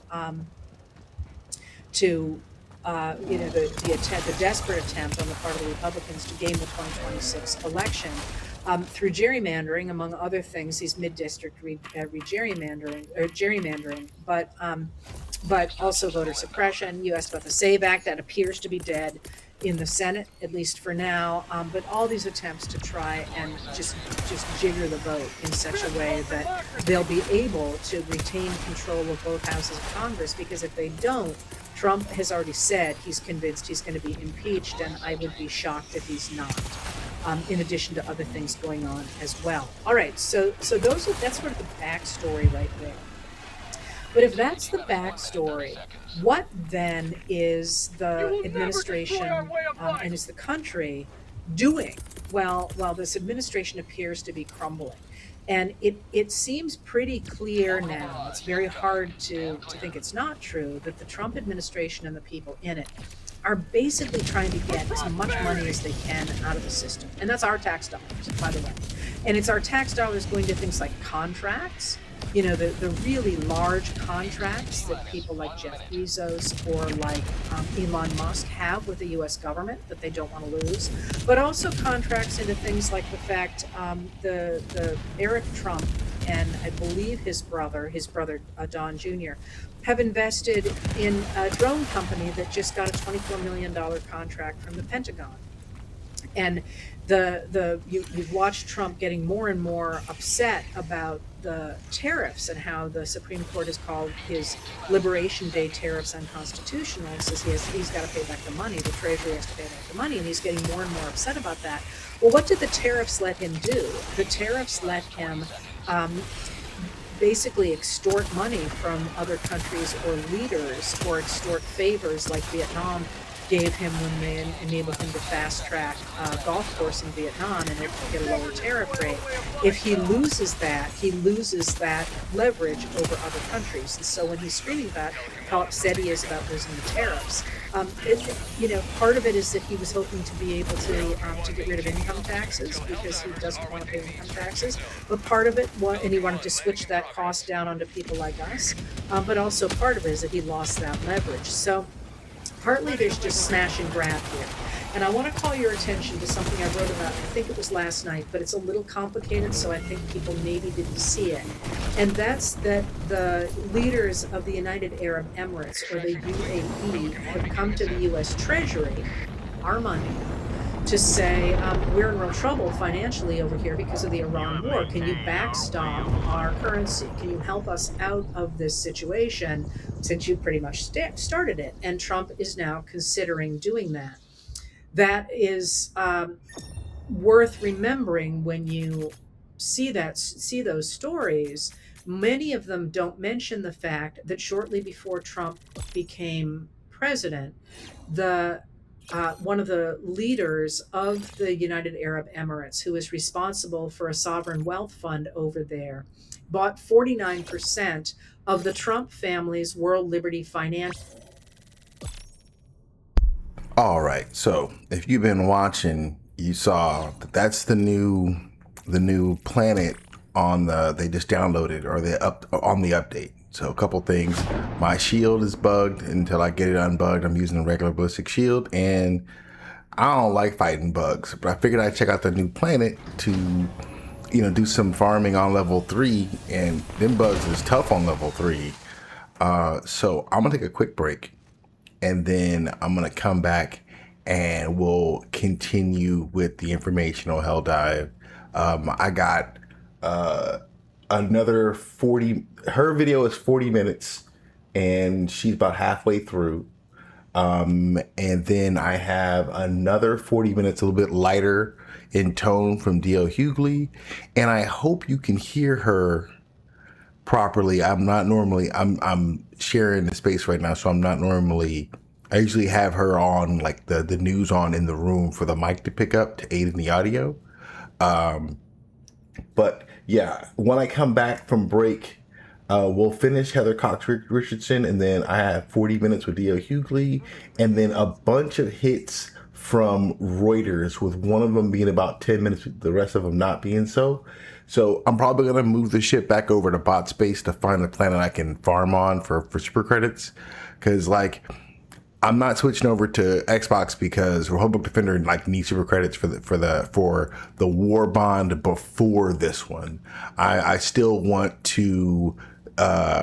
I'm thinking about going with that short cape from the Trench war bond, the one and finally putting a cape on my Helldiver. If that's the case, and also I want the gas mortar, so I'm gonna be farming with RD78 for at least another 400 and so odd super credits. I don't think I got any so far on that bug planet, even though I did get a partner, but I didn't feel like fighting bugs anymore. I was tired of it. I don't like fighting bugs. They suck. All right, so I'm gonna take a quick break. I'm not gonna play her in the background. I'm just gonna take a break and then come back in a second. So we're gonna do this.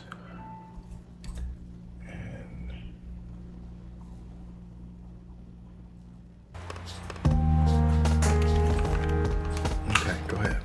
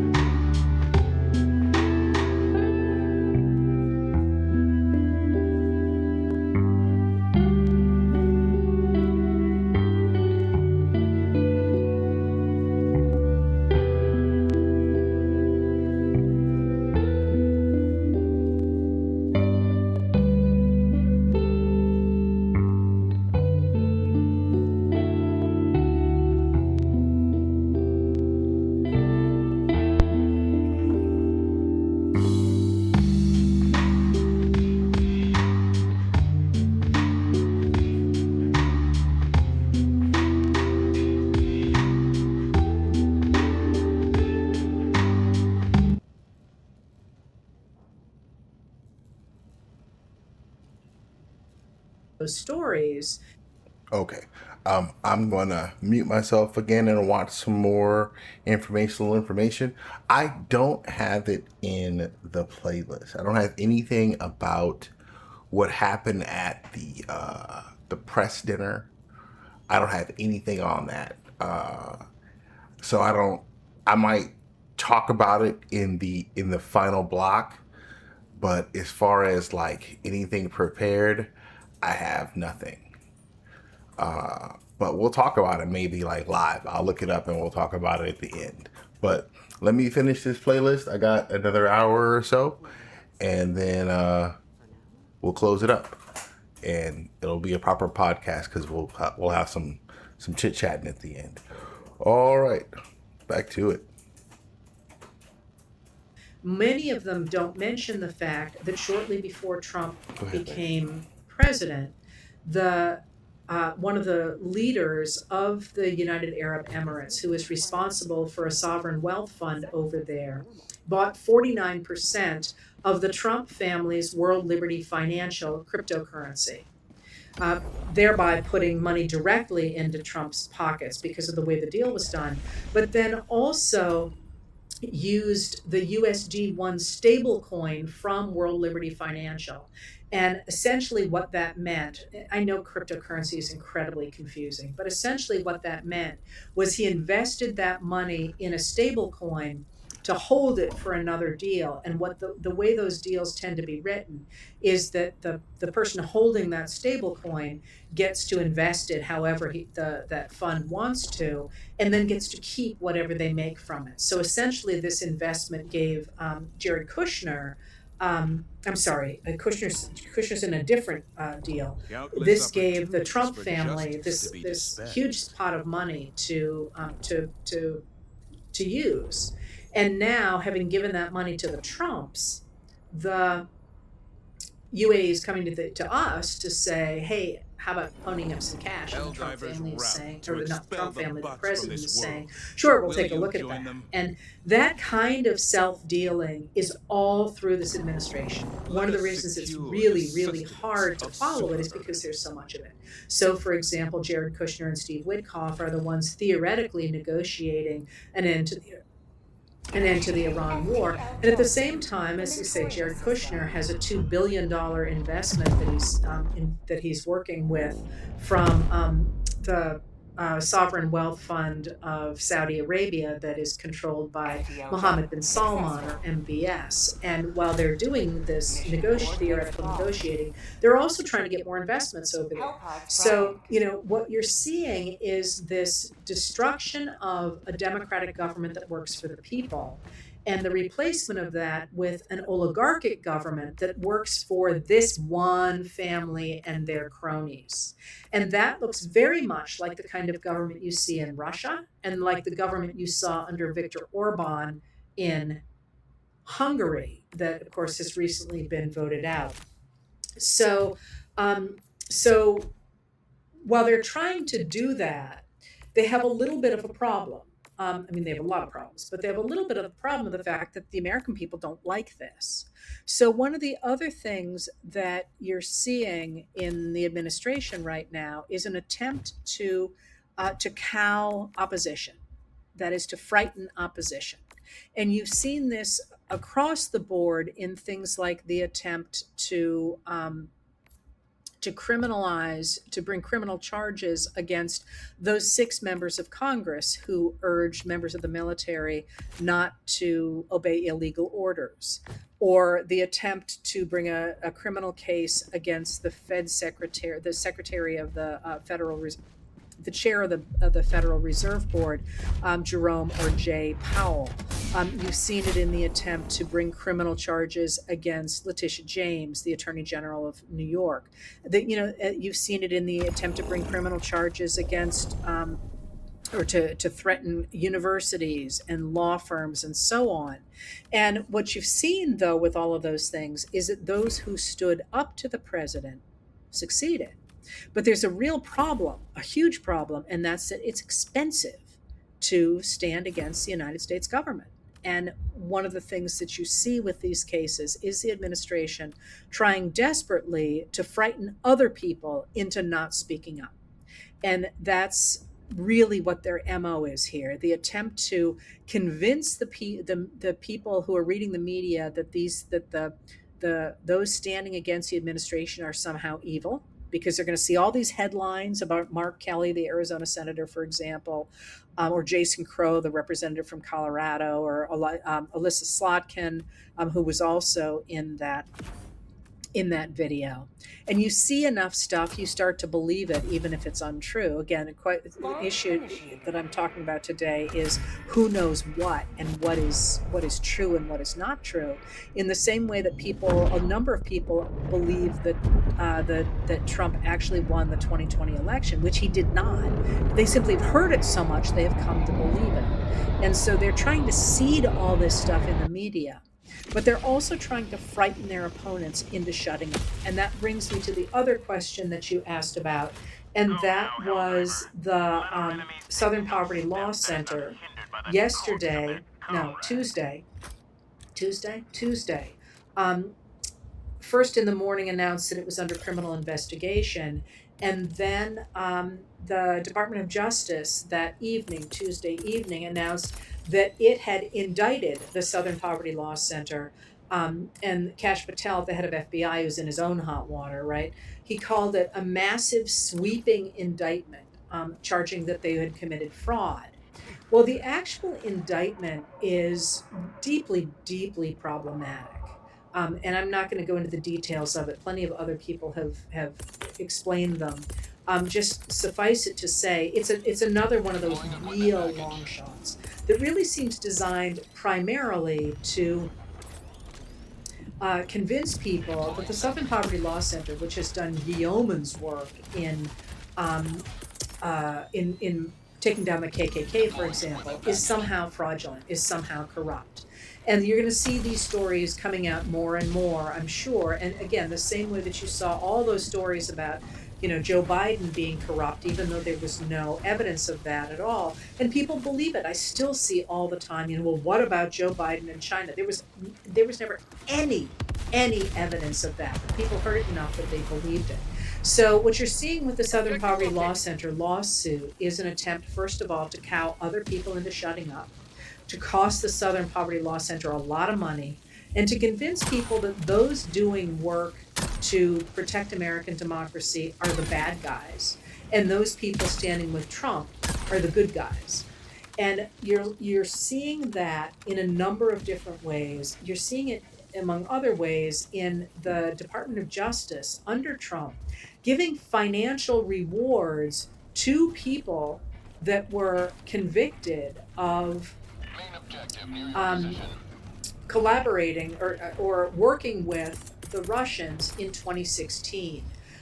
For example, you saw the Department of Justice settling with Michael Flynn, the former national security advisor for Trump, who pleaded guilty to talking to Russian operatives before, to Sergei Kislyak, who was the Russian ambassador, but pretty close to Putin, known as a Russian operative before Trump took office, and then lying about it to the FBI.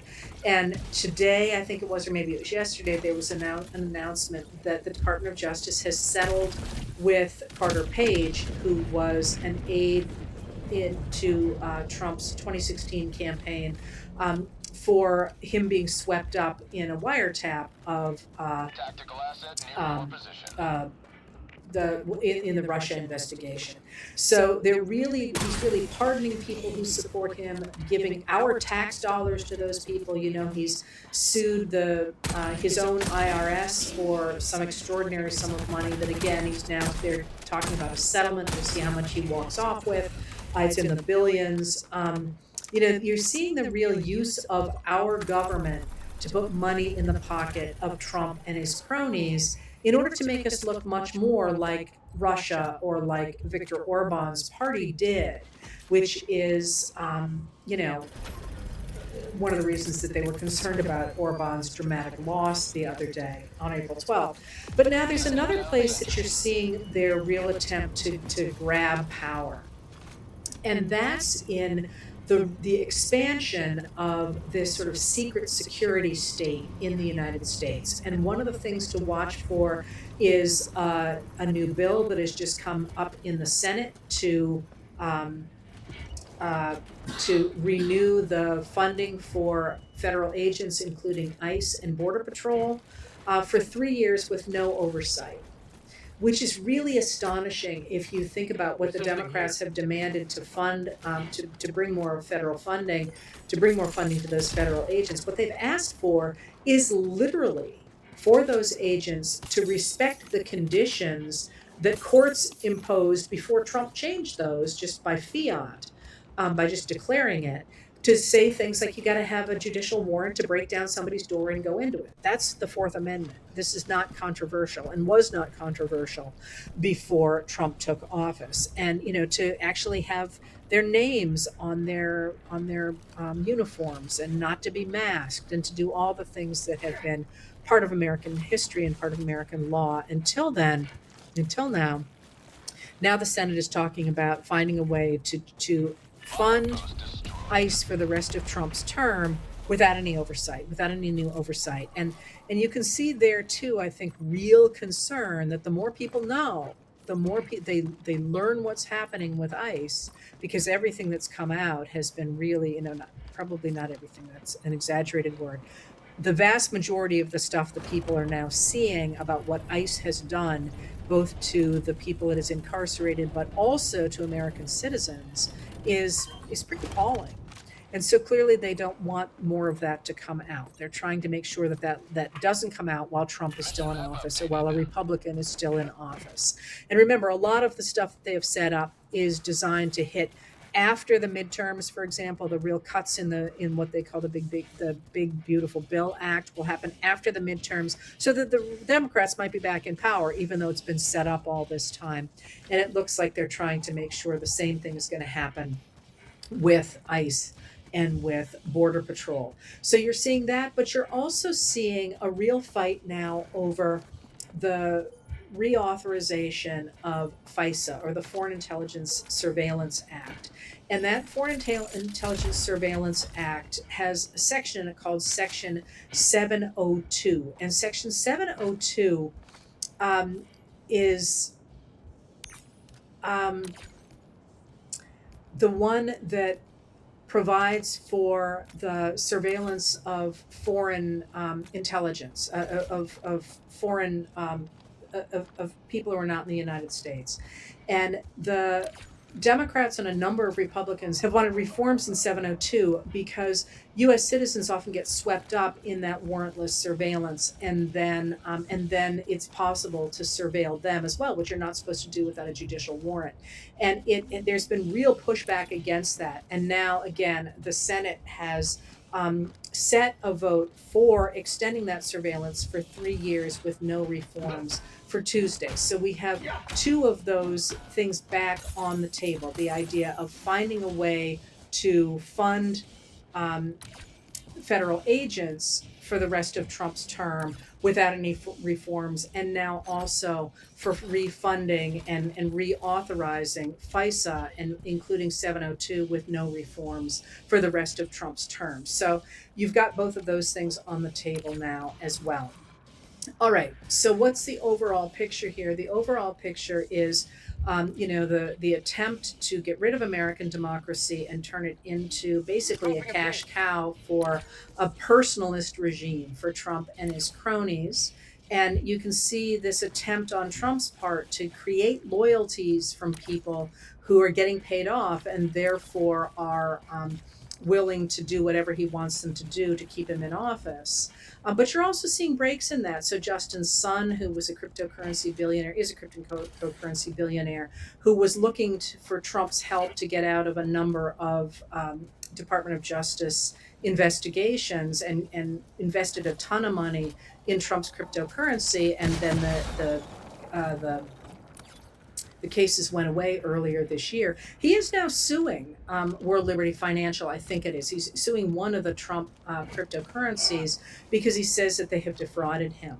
And, he still says, I love President Trump. I just don't trust these other people who are working in that cryptocurrency venture. And so they, you can see them cracking a little bit, being some cracks in this, I'm on your team, but it's pretty clear that even if you start out being on Trump's team, you're not going to stay on Trump's team. And I guess that's one of the final things to note. Somebody asked if I had advice coming from a period that looked very much like this, the destruction of Reconstruction and the centering of power among the robber barons in the late 19th century, in part because of the destruction of democracy in the American South and in parts of the American North during first Reconstruction and then the robber baron era, which I'm not going to go into right now. And the answer to that is, I think we have a huge advantage now that they didn't have then, and that's in the enormous effect of instantaneous communications and news.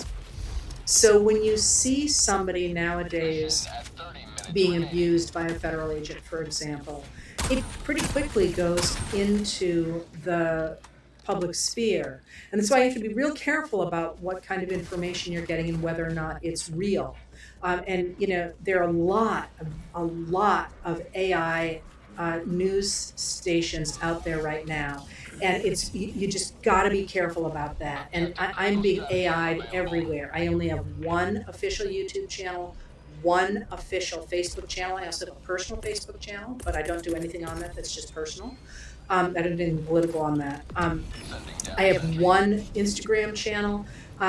Anything you see that looks like me, that on Facebook or anywhere else that is not on one of those channels or hasn't been identified as my channel, that's probably going to be AI. It's probably going to be fake, and they put a lot of crap out there. But it's not just me. It's happening to everybody. So be a really smart consumer of news. But what it means is that we can see these patterns. And one of the things that Trump is really hammering on now, as people are really hammering on, is white supremacy, white nationalism, getting rid of Americans of color, getting rid of Black Americans, really making people of color, Black Americans, and women, really reading them out of American history, reading them out of the body politic, trying to make sure they can't vote. And that worked during Reconstruction, and women didn't vote then, but it worked. And it worked in part because people couldn't really see what was happening in some of the laws. and I've talked about those laws before, but some of the laws seemed like they made sense. It was only when you saw the bigger pattern that you saw that what was really going on, and you can see that same thing happening today, but you also have so many of us saying, wait a minute, they're not really trying to get rid of voter fraud, because voter fraud isn't a thing. What they're really trying to do is stop Democrats from voting, or stop their opponents from voting, because right now their opponents are also independents and Republicans. So we're able to see the larger patterns, but I think also crucially, during Reconstruction, when white Americans looked at those laws going into place and recognized that they were hurting Black Americans primarily, but also Brown Americans, Indigenous Americans, Chinese Americans, and so on, they thought it couldn't happen to them. And one of the things that is really clear as you're watching the destruction of the US government and the lack of investment in healthcare and in food and now in these rising prices because Trump started this war in Iran, when you're watching what's happening to ordinary Americans of all stripes, I think it's very hard for anybody now to make the argument that whatever happens with the destruction of democracy is only going to affect them, however you want to define them. I think it's pretty clear that we are all in this together. And the good news for that is that we now have, this time around, women, people of color, voting. And we have them able to exercise their ability to push back on the destruction of American democracy. So there's a lot going on right now, and it's really confusing. And things like the sudden firing of the Secretary of the Navy was kind of like, huh? What's going on there? And the thing with the Southern Poverty Law Center was also kind of like, what's happening? I think what you're seeing are these big patterns of an attempt to consolidate power through the manipulation of media, the manipulation of people's impressions, because the administration recognizes just how profoundly unpopular and at this point unable President Trump is, and the people around him are not a lot better. So what I'm going to tell you to do, I'm going to tell you once again to keep speaking up, keep putting pressure on people now. Speak up about not reauthorizing the Surveillance Act without reforms to it.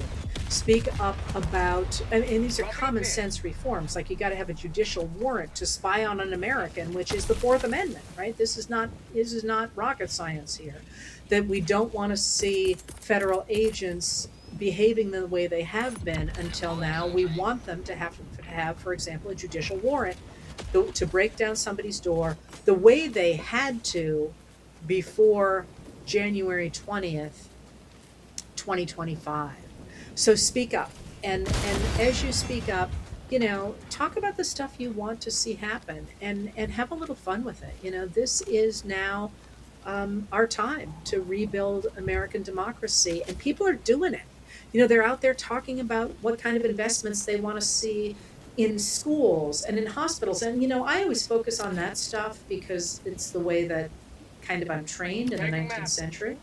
But, you got people like J.B. Pritzker out there talking about how he feels that the economy should be rebuilt. Where does he want to see businesses? How do you want to see that work? Do you care about small businesses? What do you think about antitrust law? There's this new antitrust organization. What things do you think are important in your life going forward or in other people's lives?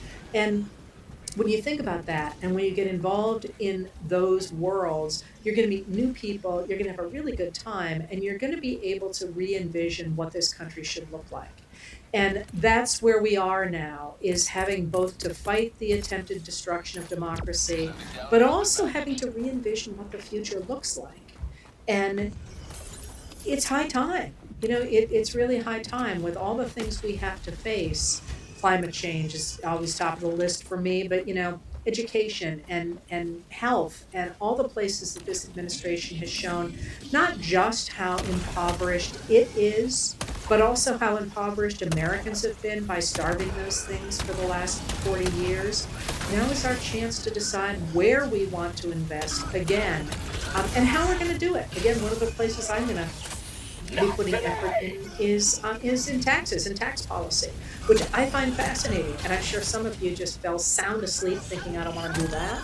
You don't have to, because I'll work on that. But this is the time we get to figure out what we want going forward. And we need everybody's voices. The ones you don't agree with as much as the ones you do agree with, because that's how we come up with good ideas and how we move the ball forward.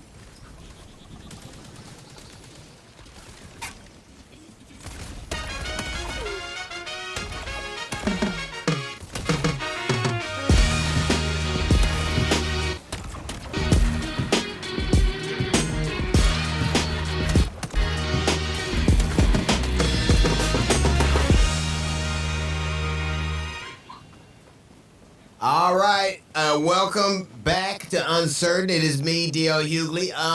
Before we get started, I want to give a big shout out to Don Lemon. This weekend we were in, I think, Tyson's, Virginia, and we sold out the Capital One, and it was a lot of fun. I think he's getting his sea legs under. I mean, I think, after a while, to go from jail to stage is a rough thing. So I think he's acquitting himself quite well. So big shout out to Don Lemon and the DL and DL tour. We're gonna be doing a lot more dates. The more things change, I think the more they stay the same. That's an old adage, but I know I don't know that's ever been more apt than it is right now.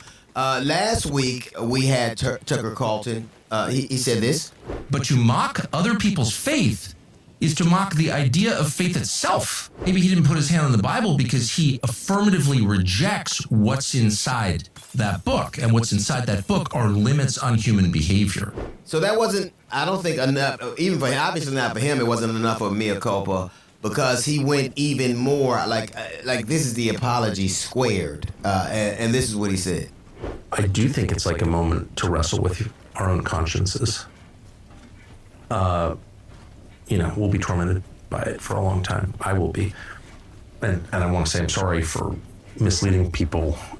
It was not intentional. That's all I'll say. But anyway. First off, when you lose Canada and Tucker Carlson, which Trump has, I think his approval rating is 33%. So his approval rating is finally lower than the number of felonies he has.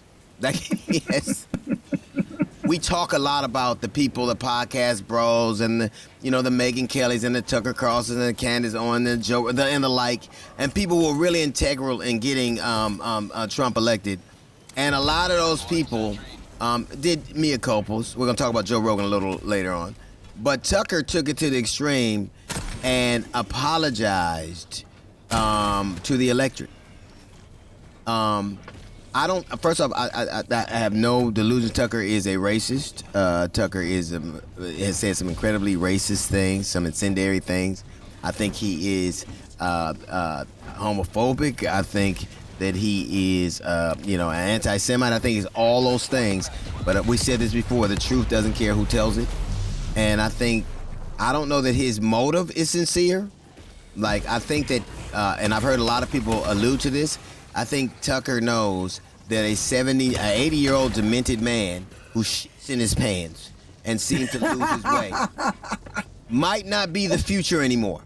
I think he knows that the finite reality of having a lame duck president, because Donald Trump has been he's been running for president or for 16 years. 1 year he didn't make it, and the other 3 he's been the Republican candidate.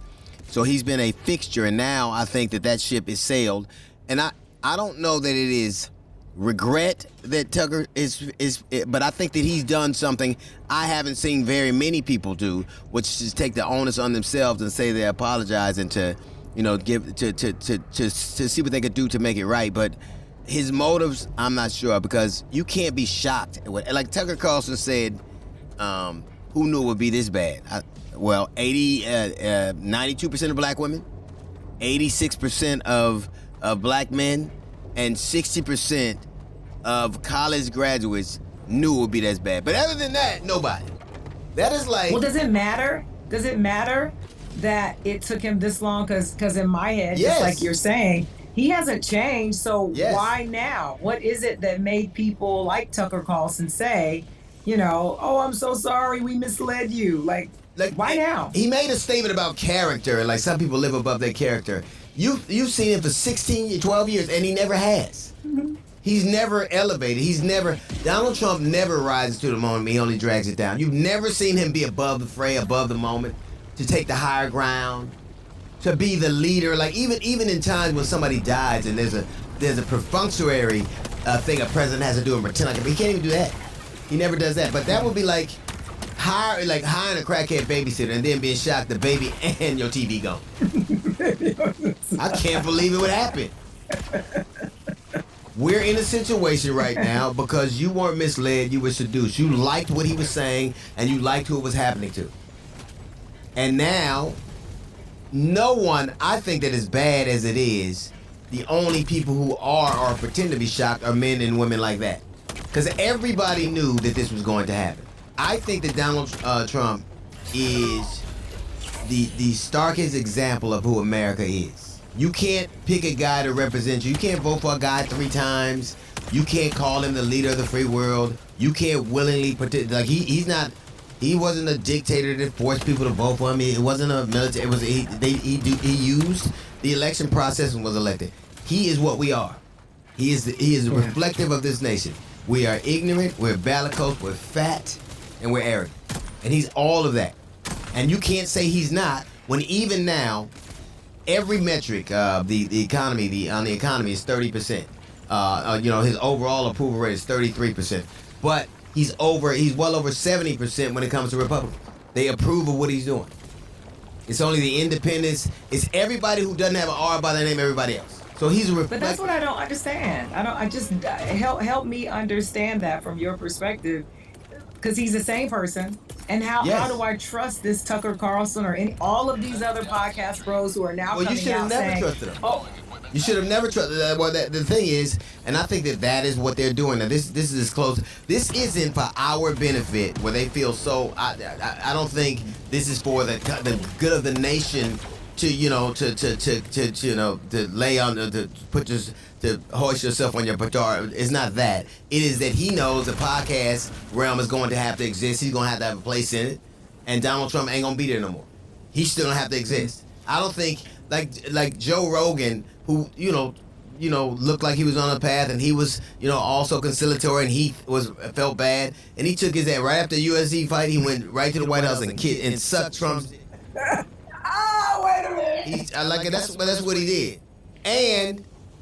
They let him under the auspices of approving a fast tracking an FDA drug. First off, and I said this before, if you take any medical advice from a podcaster who's not a doctor, a scientist, or any type of medical professor, whatever happens to you is on you. The small print was written for people that's that dumb. And that just shows you Donald Trump knows these people. He knows how they are. All I gotta do is either I can threaten them or throw a bone at them, and they'll be right back. And the problem no is, FDA, nothing. all he has to do is say something nice to them, say something mean to them, or give them something. You went from he's blowing it and the Trumpers are weird to basically give him behind the desk. You did all of that for nothing. And I think when you look at it, it isn't just that he is bad. And how this is so funny to me. He's a shitty leader who picked a shitty cabinet. And that guy wants to pick other people's leaders? That guy. The guy who, Kash Patel, first off, him and Pete Hesmith, and I have a drink. I love drinking. I have me a martini or two. But I'm not in charge of the world, and I'm not in charge of the mightiest military in the world, or the greatest law enforcement agency in the world. I'm not in charge of it. But those men are. And Kash Patel, let me tell you something. You can't be cross-eyed and a drunk. You got to pick a struggle. You can't be all of it. It's hard enough for you to see justice anyway. Even if he wasn't drinking with his cross-ass eyes, it'd be hard to follow that officer finger. So it's crazy. It's interesting him suing the Atlantic for slander about him and his drinking when we saw him. I mean, I don't know if that means he drinks all the time, but I think there's evidence out there that perhaps. What he said is, I never drank at the job. And we see you getting fucked up in front of the hockey team.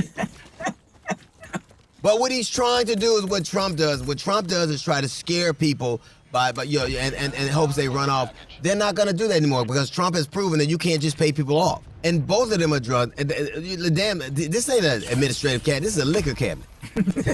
This is a liquor cabinet. This is the only administration that's been sponsored by Bevmo.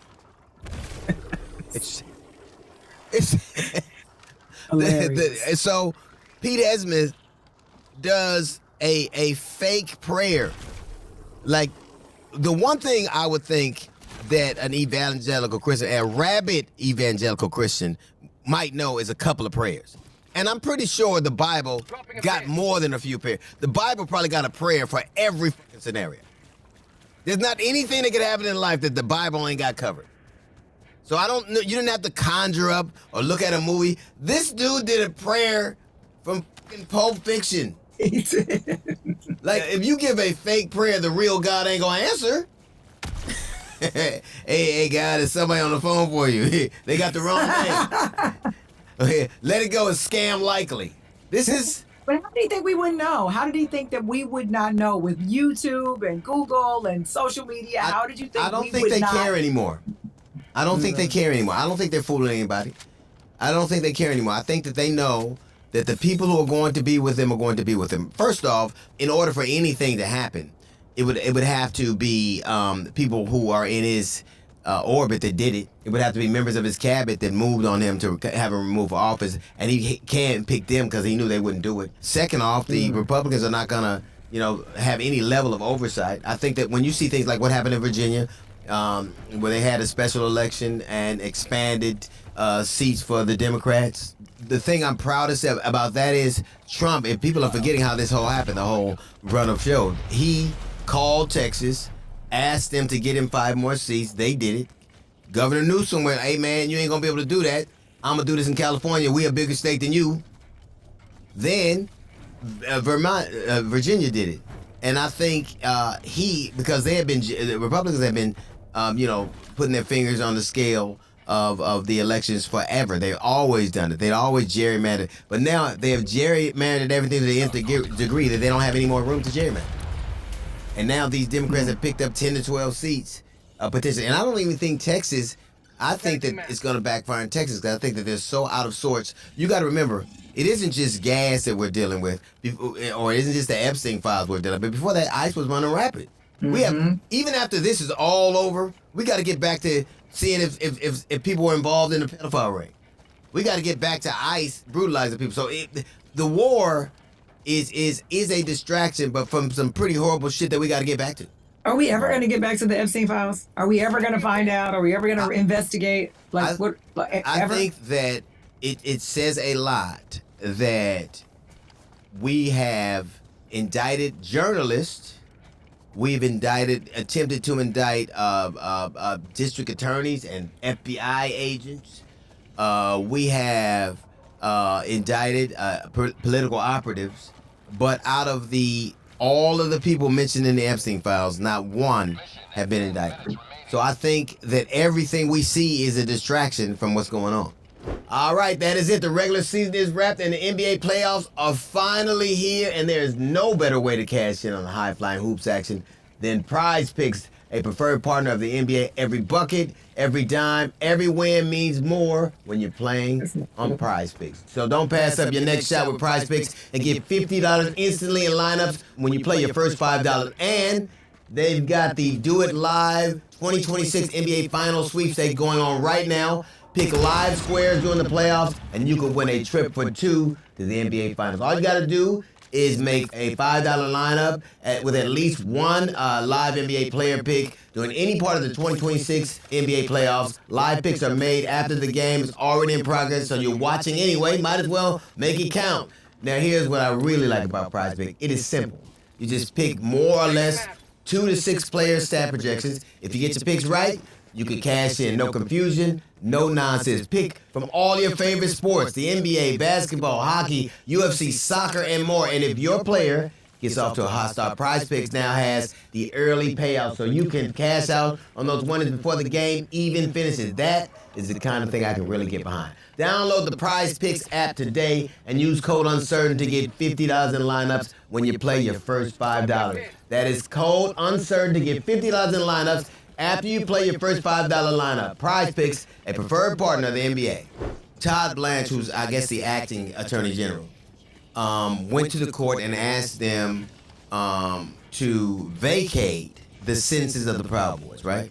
And the Oath Keepers. And by the way, if you're an elected official and you still support the Oath Keepers, you, by definition, broken yours. Yes. If you support the Oath Keepers, you didn't keep yours. And they were basically charged with sedition. What he didn't do is pardon them. He wanted them to vacate those sentences. And the thing that I find really insidious is yesterday, that same Department of Justice headed by Todd Blanche and of course Kash Patel, when he's not in a breathalyzer somewhere, they have indicted the Southern Poverty Law Center. And if you don't know what that is, they're an organization that basically tracks racist organizations, like violent racist organizations. Like they sued the Klan. They have infiltrated racist plots to murder and to kidnap. They're very... So the Department of Justice has gone after the people that go after racists. You just freed racists. Now, the very thing that you use to keep them in check, you are trying to inhibit. I don't think that's an accident. I think that they want this country the way they want it, and if they can get it through election, that's fine. If they can't, then they'll use violent means. You don't vacate a sentence for somebody and then get rid of all the people, the Southern Poverty Law Center, and what they're saying is they use money to pay informants or to have people go undercover. You mean like every police department doing any sting operation in any country?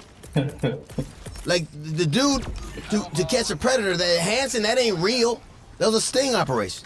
So what they're saying is they committed fraud by paying people to basically go undercover or to infiltrate people or paid informants, like every other law enforcement agency does. So the very tool of law enforcement, they are saying is fraudulent when they do it. And it's really, they know that I don't think that almost anything they've done doesn't have any merit.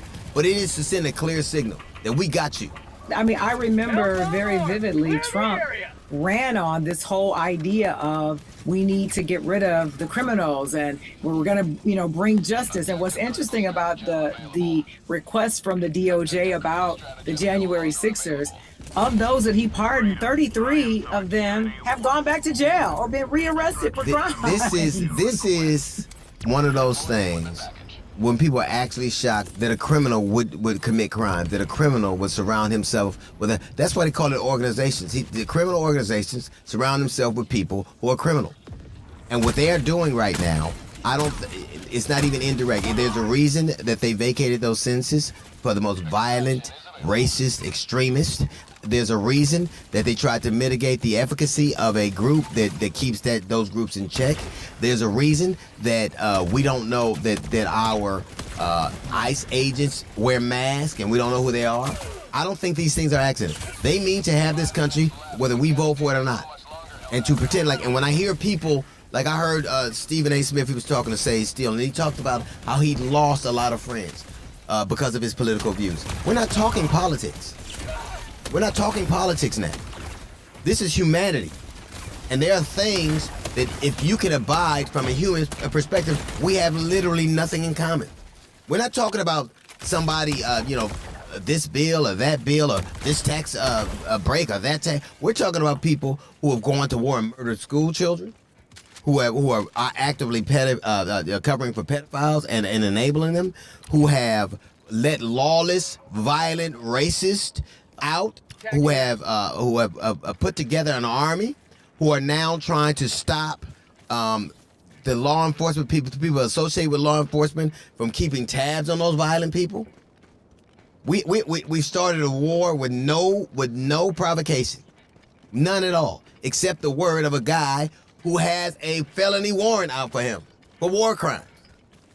So criminals are all up and through that. And to be shocked that criminals would do criminal shit is hilarious to me. It's hilarious to me. And they're doing it right in front of us. Like almost every time that he makes an announcement in regards to Iran, you know what happens? The stock market goes up. People buy or sell every single time. Now, if it happened once or twice, that would be one thing. It's happened 6 or 7 times.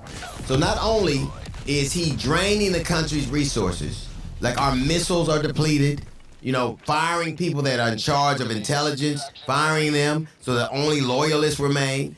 Our reputation around the world is in tatters.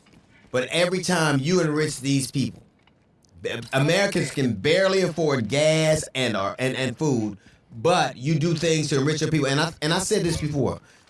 He doesn't have to do anything because he knows he can't run again. He knows you won't remove him from office. He knows that he has everybody, the court and the Senate and the government and the administration and everybody by the balls, and he's running lawlessly, wantonly through everything. There's nothing. The only remedy that potentially could happen is to say that he's not fit for office, and his administration will never do it because it has to be them. So I just think if you thought you were going to get something out of it, but my point was that when people make it about, they conflate it about a political ideology, it is not. What he's doing is criminal, inhumane. It's savage. It's savage. Firing people, starting wars, depleting all our resources. And you know what? I had this argument, me and Austin talked about this. 3 weeks later, and you have not seen one picture of those downed airmen. And it's so bad. His lies are so bad that now people are starting to wonder if there really was an assassination attempt. They don't believe him about anything. As a matter of fact, I don't know what healed faster, Erica Kirk's heart or his ear. I don't know what healed faster. I just feel like I don't know. Maybe it's just me. I mean, Austin, Alex, I don't know. But for me, I just feel like we saw all of this. There's nothing new. Yes. He told us this. He said, we all knew. Nobody really believed he got shot, right? And so now it's like. I remember a comedian got in trouble for saying it was fake. Look, it is tax season, and if the government is finally sending some of your own money back, do not blow it on something you'll forget about in 2 weeks. Use a little bit of it to do something that actually will follow you, like building your credit.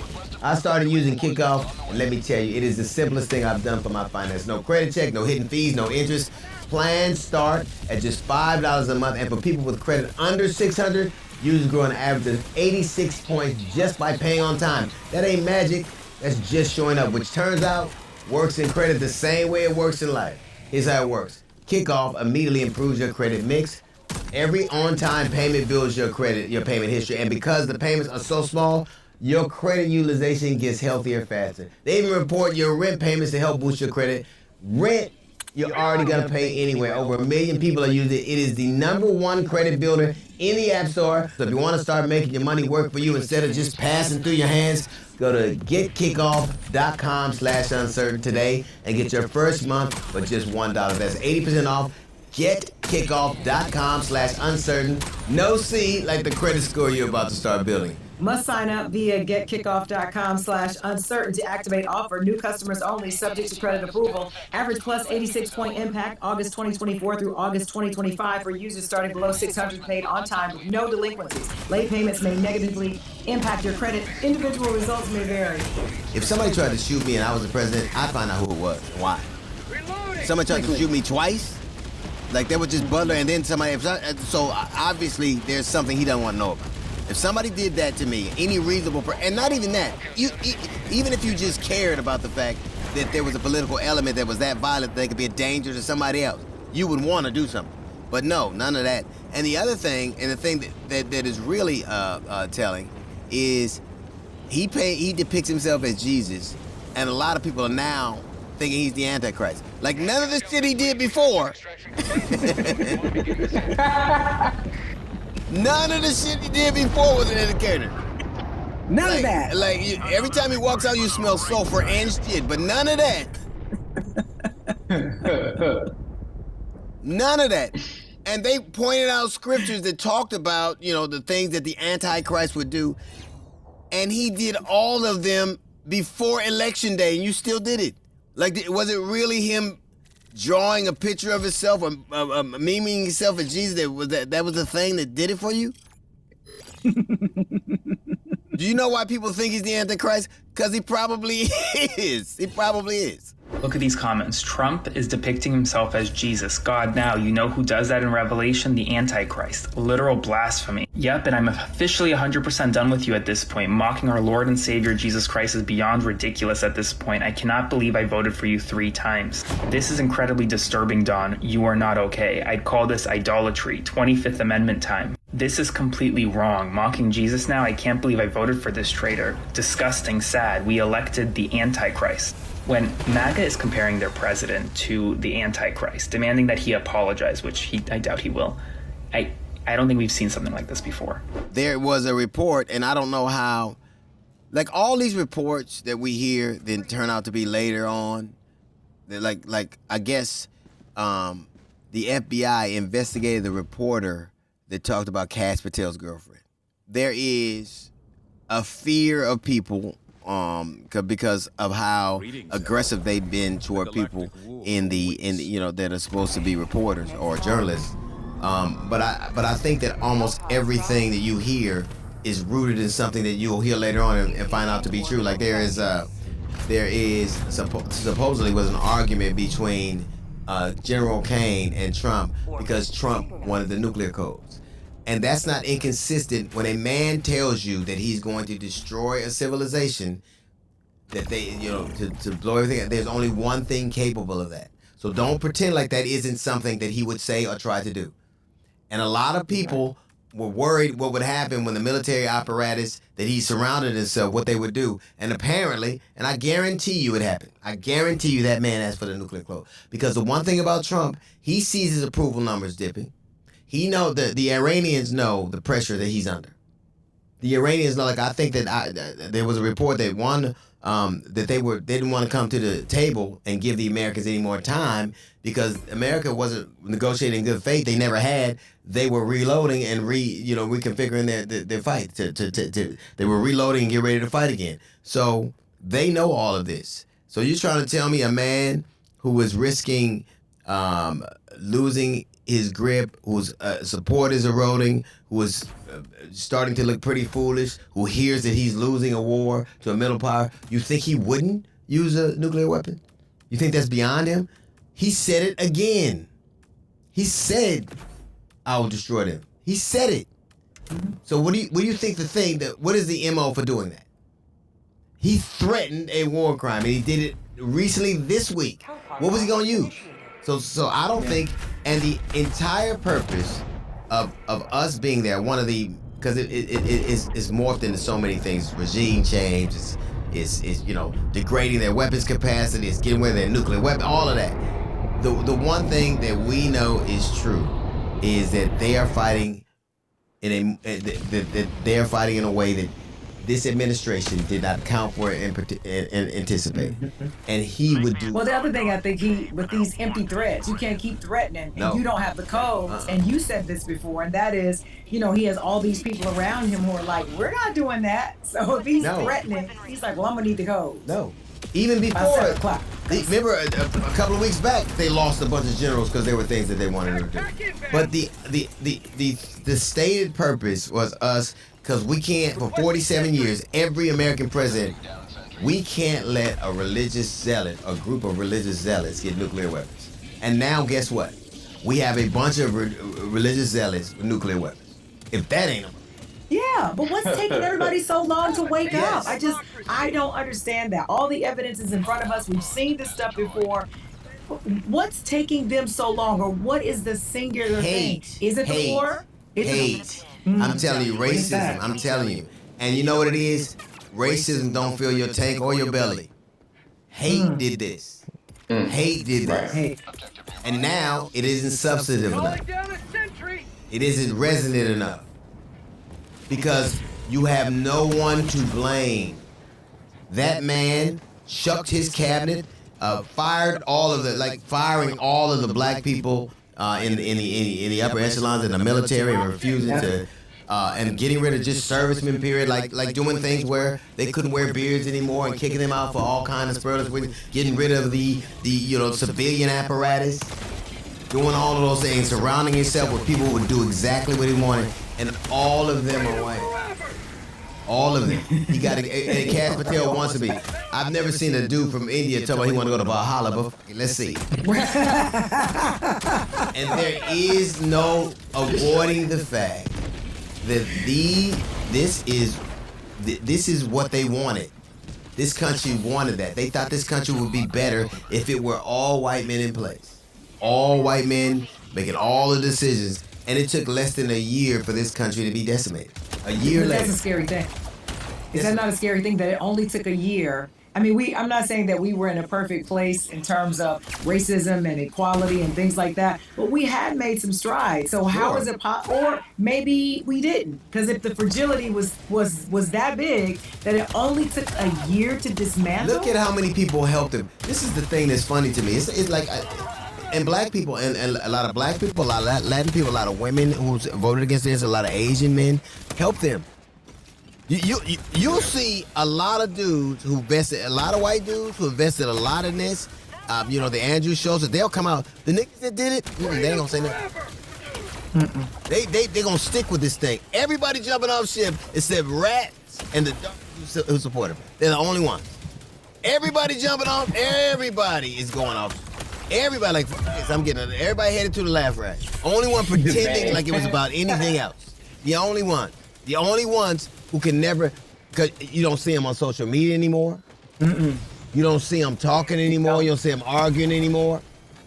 Everybody's left. We don't. And it's because they didn't have another move. Those people get to sink into the shadows. They can pretend like they didn't do anything. We know everyone we know what you did.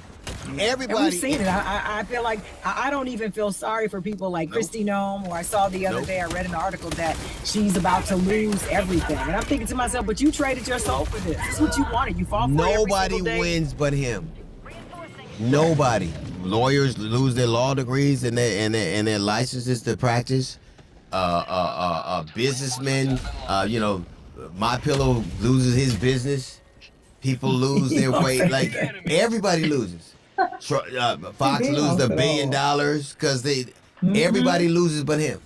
Everybody who fucks with him loses but him. Oh, that's right, because I just saw where Carrie Underwood, that she took a big hit recently because of her being so outspoken and a supporter of Trump, that she took a big hit recently. Hey, now, you know what?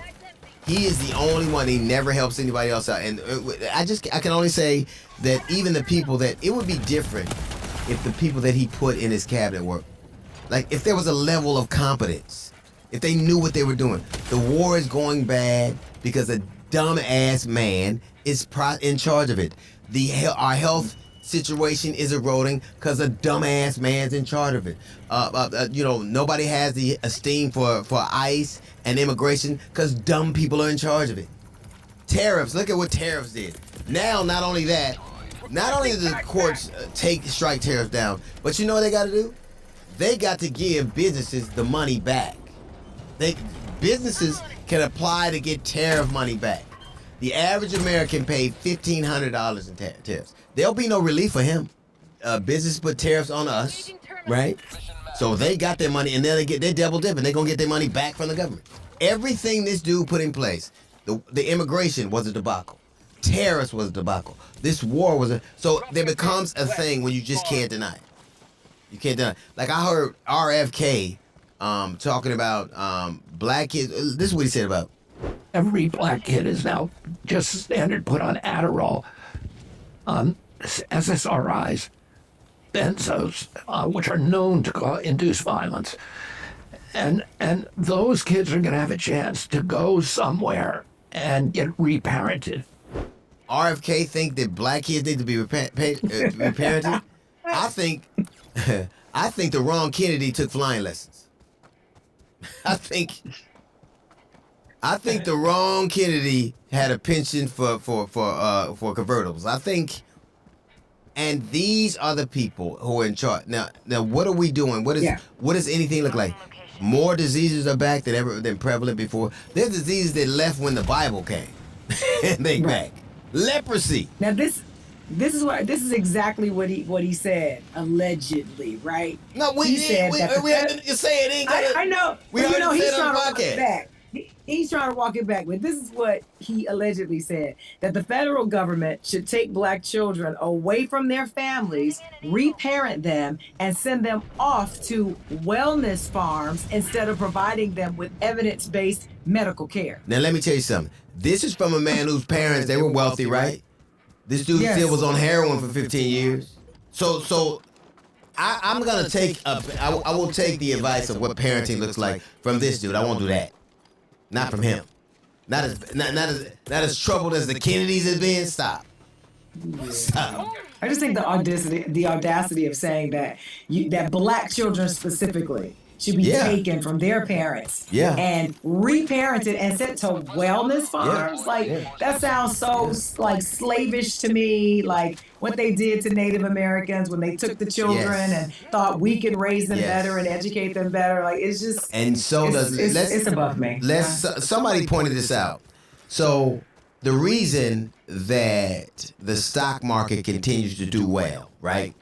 Even though there's very like the average American is really being impacted by the price of gas and the price of food and the price of services. The reason that Wall Street is doing well is because they have cut a lot of their employees because of AI. They cut a lot of their employees. And what is the bulk of the expenses if you're a business? Payroll. If you cut payroll because you ain't got employees, what is that? Profit. So that's how they win. All these jobs that people used to be able to do, they don't need them for that anymore. It's like I was watching where there is a fully automated cafe in California. I mean, you look around, there's people the cars that drive themselves. Pretty soon there'll be fleets of cars like that. And obviously some of that is progress. Like if you listen to, there is a Palantir, Palantir. He is proposing that the whole of America, not just kids, not just people that are drafted, the whole of America be pressed into services that you have to serve the country militarily or in some way. Because after they cut all the jobs and after nobody's working and after nobody, then we're going to need you to either fight for us or fix our shit for free.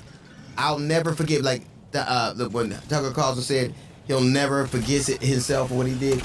Don't worry, you're going to have a lot of company motherfuckers. There's going to be a lot of people don't forget you.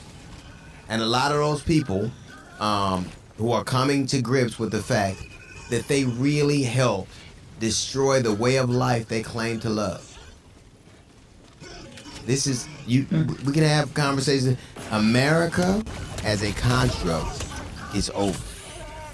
I'm not saying that because without a death there can't be a resurrection, but this notion of who we were, the idea of who we were and all the things that we've stood for and we are this and we're, nothing of that remains right now. Nothing. It's so interesting, this whole Palantir thing and when you couple it, I mean, by itself, it's already bad, right? But when you couple it with all of the things that you know about Project 2025, when you think about how they said, okay, these particular careers will no longer be deemed as professions, right? You also dismantle education. You also say kids of a certain age, we're going to lower that who can go to work. It's almost as if what they're doing is there is no in between, obviously, right? So if you're under them, you're basically going to do their bidding, and that might be the service of this country, and that's whatever they deem it is. Now, when this country first started, only rich white landowners had rights. And now, only rich white landowners are going to have rights. And I think all of the people that kind of just thought it wasn't real, like there was a group that somebody was talking about, and they were black, and they were debunking Project 2025. And they were telling black people that it wasn't real. And now those people are nowhere. Just like there was a famous influencer. She was like a hot blonde chick. Turned out she was an Indian girl. Yeah. Like all of these influencers are not even real. They're not even real. There's somebody that like these bot farms. And to me, if you're message was that resonant, you wouldn't have to pay people to pretend like they liked it. If the message wasn't resonating, they wouldn't be losing these special elections. If the message was resonating, they wouldn't having states blow out their charters to add more seats to thwart what's coming. There's something coming, and I think it's a storm that's almost unavoidable. I think that you'll never see somebody at 30% that does well. But there also is something called dead enders, and that's who we have right now. Whether it's a war or a political ideology that they just refuse, that is dead and decayed, the dead enders refuse to let it go. They refuse to let it go. And I think we're here right now, and I think the only thing that I think these people want is servants. You can fight for me or you can clean up. I don't want to pay you. I don't want to pay the social services. I don't want to worry about anything. They're going to be the very, very wealthy and everybody else. The one thing that I can say, I never voted for a rape or a pedophile or a convict. I never voted for somebody that was abjectly cruel and petty. And I think there are a lot of people that can't say that. So, like Erica Kirk, she said that Europe has been turned over to criminals and that Trump has made America much safer, said the woman of a man who was slain in Trump's America. Wow. All right, that is going to do it for us, ladies and gentlemen. This was Uncertain. We will see you again next week. Thank you.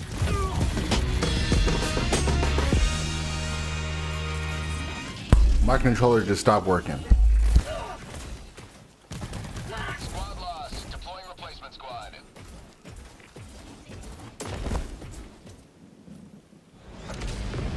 Greek police have arrested an 89-year-old man suspected of wounding 5 people with a shotgun, a government ministry said on Tuesday. Police said the man opened fire at the branch of Greece's EFKA Social Security Agency in Athens, wounding an employee in the leg. The gunman then traveled by taxi to an Athens court building, where he fired several shots inside, wounding 4 female court clerks, according to police and court officials. Media reported that the man left the shotgun at the scene, along with letters addressed to newspapers, and fled on foot. The man was later detained in the town of Patras, around 130 miles from Athens, government officials said. Police have not commented on a possible motive. Dropping a pin, southwest, 200 meters. My mother, I just see it so clearly. She loved, I told the king this, she loved the royal family. And she loved the queen. And anytime the queen was involved in a ceremony or anything, my mother would be glued to the television. And she'd say, "Look, Donald, look how beautiful that is." She really did love the family, but I also remember her saying very clearly, "Charles, look, young Charles, he's so cute." My mother. My mother had a crush on Charles. Can you believe it? Amazing how, I wonder what she's thinking right now.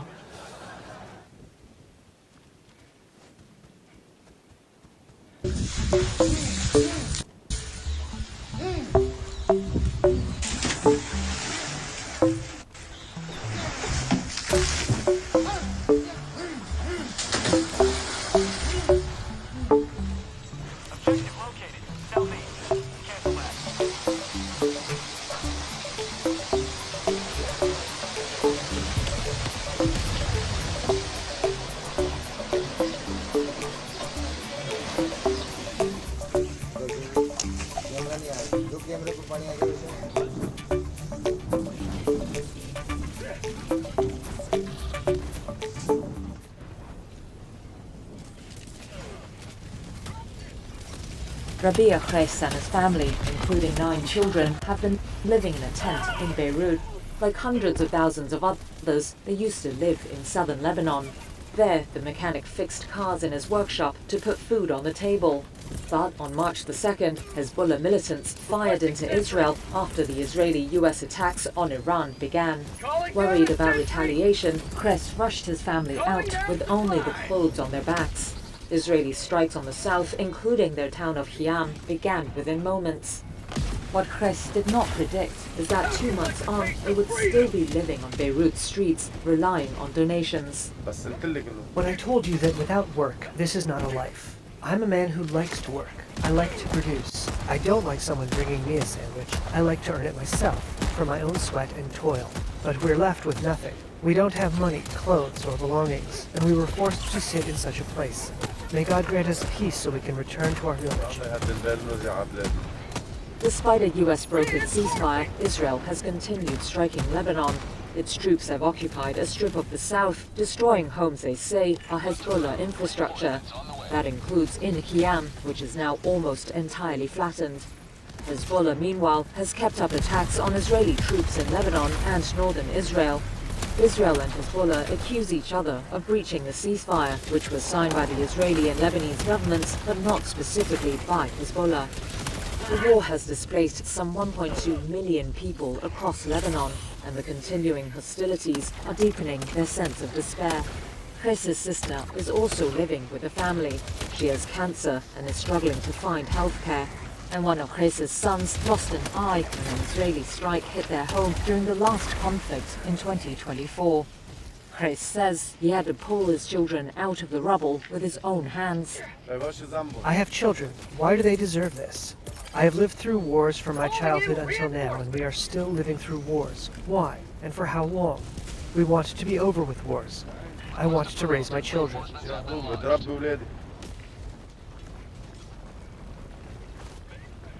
OPEC suffered a heavy blow on Tuesday when the United Arab Emirates announced it had quit the oil exporting group. The stunning loss of the UAE, a long-standing OPEC and OPEC Plus member, could sow disarray and weaken the energy-producing bloc. UAE Energy Minister Suhail Mohammed Al-Mazrouei told Reuters the decision was taken after a careful look at the regional powers' energy strategies.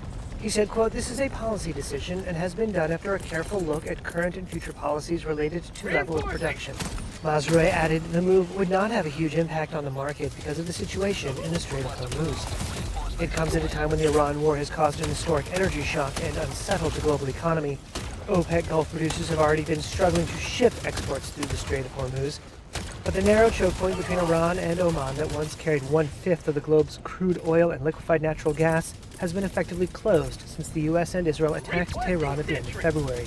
The UAE exit from OPEC represents a big win for US President Donald Trump, who has accused the organization of, quote, ripping off the rest of the world by inflating oil prices. Trump has also linked US military support for the Gulf with oil prices, saying that while the US defends OPEC members, they, quote, exploit this by imposing high oil prices. The move came after the UAE, a regional business hub and one of Washington's most important allies, criticized fellow Arab states for not doing enough to protect it from numerous Iranian attacks during the war. Hi, I'm Kim Vanell in Wanganui, New Zealand.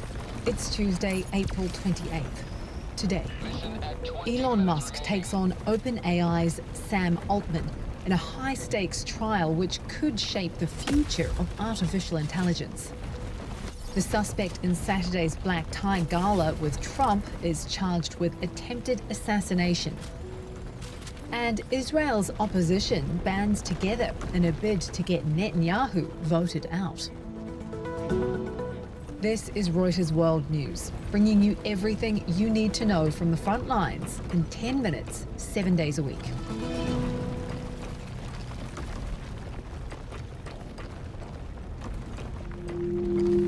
But first, we have some breaking news. For more, here's my colleague, Tara Oakes. Thanks, Kim. The United Arab Emirates is quitting oil-producing group OPEC. It's a heavy blow to the organization at a time when the Iran war has caused a historic energy shock. Gulf Bureau Chief Maha El-Dahan is in Dubai to tell us what this means. This is a massive deal. It's a really big deal for energy markets. It's a big deal in terms of foreign policy. It's a really big deal for the Gulf. The UAE is a major OPEC producer. And them making a decision to walk away from that group liberates them from OPEC quotas that they are bound by in terms of how much they can supply the market with. It also sends a very strong signal to Saudi Arabia, which is the de facto leader of that group. And it might actually cause other members to consider a similar decision. You know, the group has been largely kept together over the past few years. It expanded into OPEC Plus as well, which includes Russia. And now there has to be kind of a huge question mark about who leaves next. Leaving OPEC is also something that the Trump administration would potentially look at in a very good light. This only brings them closer to the US, which is their main allies, but also to Israel, which they normalized relations with. There are bound to be ripple effects across the Gulf. Opening arguments begin today in what's being billed as one of the most consequential lawsuits for artificial intelligence, potentially impacting the future of the technology and who is at the helm. The case pits Elon Musk against OpenAI's Sam Altman and its lesser-known co-founder and president, Greg Brockman. Musk argues the pair conned him into investing in OpenAI by straying from its founding mission as a not-for-profit. If the jury sides with Musk, the judge will then decide what consequences follow. And that, tech correspondent Deepa Sitharaman says, could create a whole new AI landscape. Elon wants Sam and the president and co-founder Greg Brockman to be out of the company. He wants it to be converted back into the original nonprofit structure. And he wants damages of $150 billion that would flow immediately to the nonprofit. He just wants a series of changes. But if Elon wins, there will have to be some kind of remedy. OpenAI's, their argument has been all along, Elon Musk is jealous. He's mad that he left the organization before it hit it big. He has his own tech startup, XAI, which he's just folded into SpaceX, and that he just wants to take a competitor and kneecap them so that he can, do better. The trial risks complicating OpenAI's plans for a potential IPO by casting doubt on its leadership. But Deepa says everything about this trial is unusual, including jury selection, with everyone asked both what they know about AI and Elon Musk. There was one woman who said, I think he's the richest person in the world and I don't know what he does, which is probably my favorite moment. But then you could also tell that of the jurors that did know Elon, it's the Bay Area, there were a lot of people that were like, I don't really like his politics. And to that, the judge asked repeatedly, and asked everybody, well, do you think you'd be able to put your feelings aside for this specific case? And a lot of people were able to say, yeah, I think I can take, because this isn't about politics. This is a contract dispute, effectively. This is about promises made and promises potentially broken. Microsoft is also on the hook for potential damages in that trial, being one of OpenAI's largest investors. But being an investor no longer means preferential treatment for Microsoft. Coinciding with the start of the trial, OpenAI announced Microsoft will no longer get exclusive access to its products.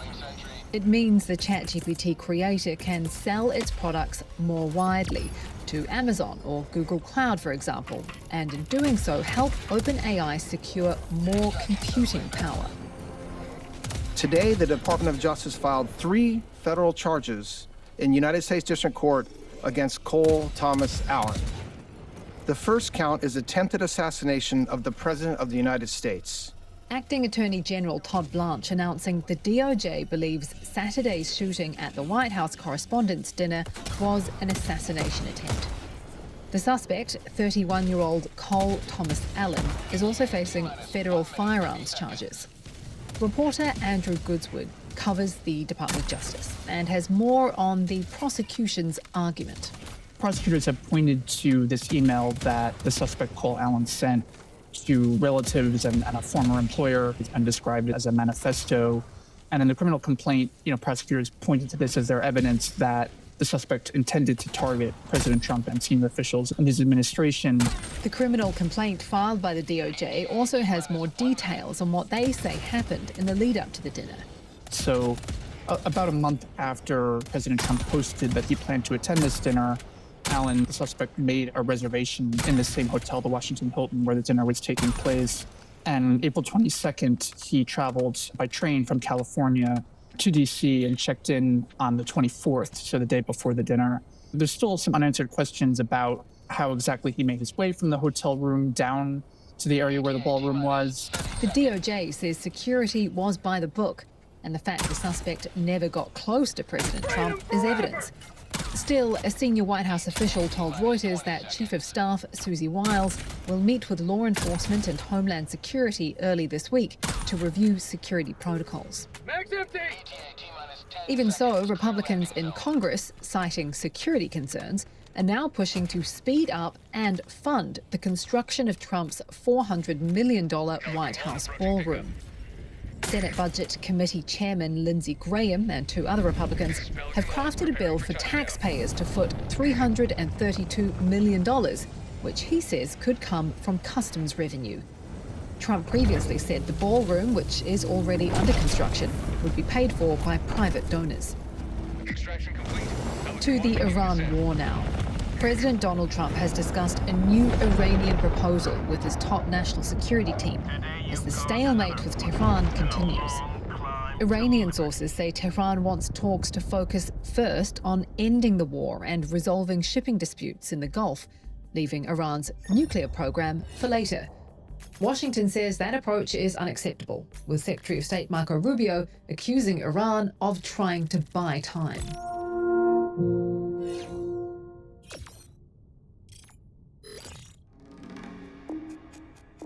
אחרי 30 שנה של נתניהו.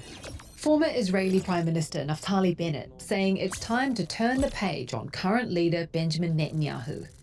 He's teamed up with another former Prime Minister, Yair Lapid, to form a new centre-right super coalition in the hopes that they can force Netanyahu out of power in elections later this year.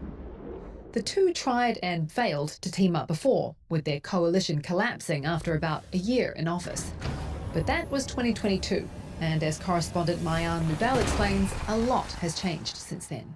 Bennett and Lapid, they're running on a platform of, trying to heal divisions within Israel, trying to heal a traumatized nation after October 7th. They've cast Netanyahu's government as very much extremist and pandering to extremist forces. Lapid and Bennett might see eye to eye with Netanyahu on some core issues, including Iran, including Lebanon, to some respect Gaza. They think that Netanyahu has not leveraged military gains to a strategic win. They differ from Netanyahu in policy issues as well. And I think the main one is the conscript military. So most Israelis are obliged to enlist in the Israeli military when they turn 18.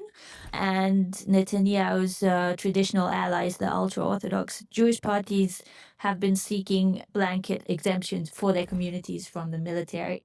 And, it's always angered many Israelis, but it angers many Israelis even more now because people are sending their fathers and their brothers and sisters and sons to go fight on multiple fronts. And at the same time, Netanyahu's government is seen to be trying to let an entire community off the hook completely from carrying their weight. For more on any of the stories from today, check out Reuters.com or the Reuters app. Don't forget to follow us on your favorite podcast player. If you're listening on a smart speaker, just ask for the latest news from Reuters 7 days a week. We'll be back tomorrow with our daily headline show.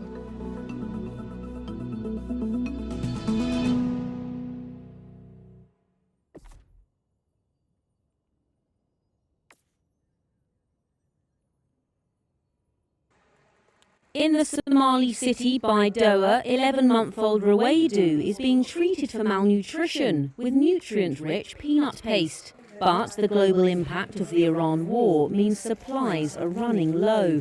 Ruedo has been on a life-saving daily regimen of the ready-to-use therapeutic food known as RUTF since March. Her mother, Mamino Adana Amin, says her daughter was, quote, skin and bones when she brought her to the clinic. But the farmer says she's also been turned away from the clinic twice because they'd run out of supplies of RUTF. Due to global shipping delays, aid agencies are now scrambling to access life-saving supplies. The International Rescue Committee's Shukri Abdul Qadir said they had to cancel an order for peanut paste that would have fed over 1,000 children after it got stuck at a port in India. The shipment was stuck at the port mainly because of disruptions to the supply chain. The IRC says it has recently secured stock from a supplier in neighbouring Kenya, hoping to avoid further delays. But it's a race against time. Drought has pushed 6.5 million people, or 1 in 3 Somalis, into acute hunger. Nearly 500,000 children under the age of 5 suffer from severe acute malnutrition. Rama Abdi Karim has brought her malnourished grandchild to a clinic on the outskirts of the capital, Mogadishu. But she fears the worst. If supplies of RUTF and other treatments are cut off, she says her grandson will be on the brink of death.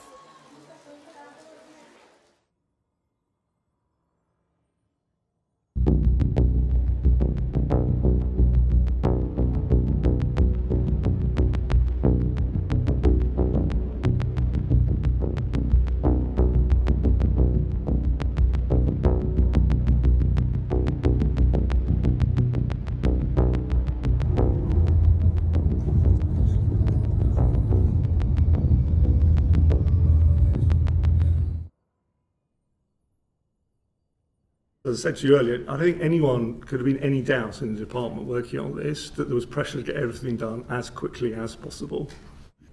As we were taking forward the practical steps required, the Cabinet Office initially said that as Mandelson was, to use the technical phrase from the guidance, a fit and proper person as a member of the House of Lords, he did not require developed vetting. I mean, to be honest with you, I thought that was odd and insufficient. They came back to me after discussions with the Cabinet Office and said that their advice was that he should have DV, and I absolutely agreed with that. And by then, the Cabinet Office had reflected further, and they also agreed. The Trump administration is losing an initial wave of legal battles over its push to access the private voter data of millions of Americans as the U.S. midterm elections approach. The Department of Justice has sued 30 states plus the District of Columbia seeking their voter rolls. This includes several states won by President Trump in the 2024 election, even some led by Republicans like Utah and Idaho. So far, judges have dismissed the cases against 5 states, including California, Massachusetts, Michigan, Oregon, and Rhode Island, though the DOJ says it will appeal some of those decisions. The Justice Department says it needs the data, including Social Security numbers, to make sure states are keeping ineligible people off the rolls. But judges have ruled that under the Constitution, running elections is a power reserved to the states, not the federal government, and that Congress has never passed a law giving the Justice Department authority to demand this kind of data from every state at once. Teresa Lee is a senior staff attorney with the ACLU's Voting Rights Project. Never has the DOJ undertaken this nationwide effort to federalize that aspect of election administration. Never. The Justice Department did not respond to a request for comment. The White House issued a statement to Reuters that says in part, President Trump is committed to ensuring that Americans have full confidence in the administration of elections, and that includes totally accurate and up-to-date voter rolls free of errors and unlawfully registered non-citizen voters. President Trump, who falsely claims his 2020 election loss was due to fraud, has said he wants to, quote, nationalize and take over voting. Trump has signed 2 executive orders expanding federal authority over elections. 3 courts have blocked the first executive order. The second is now being challenged. David Becker is a former Justice Department election lawyer and founder of the nonpartisan Center for Election Innovation and Research. There is absolutely zero congressional authorization for the DOJ to amass massive amounts of sensitive and protected information on every American voter. In fact, this was considered by Congress at times that the U.S. should have a federal list of some sort, and it was opposed, usually by Republicans who didn't think that power should be amassed at the federal level in Washington, D.C. Voting rights groups fear the government plans to combine the voter data with federal immigration records to identify and remove people it suspects are not citizens. But those federal databases may be outdated and could flag naturalized citizens or others who are lawfully registered. Renata O'Donnell is senior legal counsel at the Campaign Legal Center, which is representing voting rights groups in several of these cases. People who are lawfully registered to vote and people who should lawfully be able to access the franchise are going to be disenfranchised because of stale and outdated data. The Justice Department has denied in court that it is building a national voter database, but it has acknowledged it could share the data with other government agencies, including the Department of Homeland Security, which handles immigration enforcement. Becker says the government's own statements contradict its denial. They've admitted they're putting all of this data together into a single place. I don't know what that is if it's not a national database. The DOJ has said it is prepared to take the case to the Supreme Court if necessary.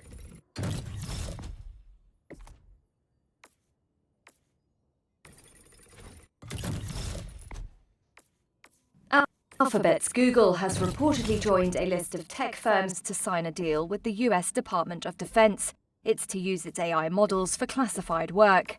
The Information reported the deal on Tuesday, citing a person familiar with the matter. It added the agreement allows the Pentagon to use Google's AI for any lawful government purpose and puts it alongside OpenAI and Elon Musk's xAI, which also have deals to supply AI models for classified use. Classified networks are used to handle a wide range of sensitive work. They include mission planning and weapons targeting. Reuters couldn't verify the report. The Pentagon signed agreements worth up to $200 million, each with major AI labs last year, including Anthropic, OpenAI, and Google. Reuters had earlier reported the Pentagon wanted top AI companies to make their tools available on classified networks without the standard restrictions they apply to users. The Information reported Google's agreement requires it to help in adjusting the company's AI safety settings and filters at the government's request. Alphabet and the US Department of Defense, which has now been renamed the Department of War by President Trump, didn't immediately respond to requests for comment. Google said it supports government agencies across both classified and non-classified projects, and added it was committed to the consensus AI shouldn't be used for domestic mass surveillance or autonomous weaponry without appropriate human oversight. The Pentagon has said it has no interest in using AI to conduct mass surveillance of Americans or to develop weapons that operate without human involvement, but wants any lawful use of AI to be allowed.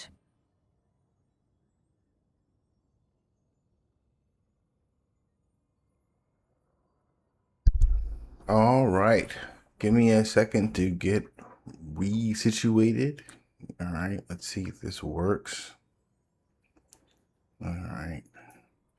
It takes a second when I switch there it is. Okay.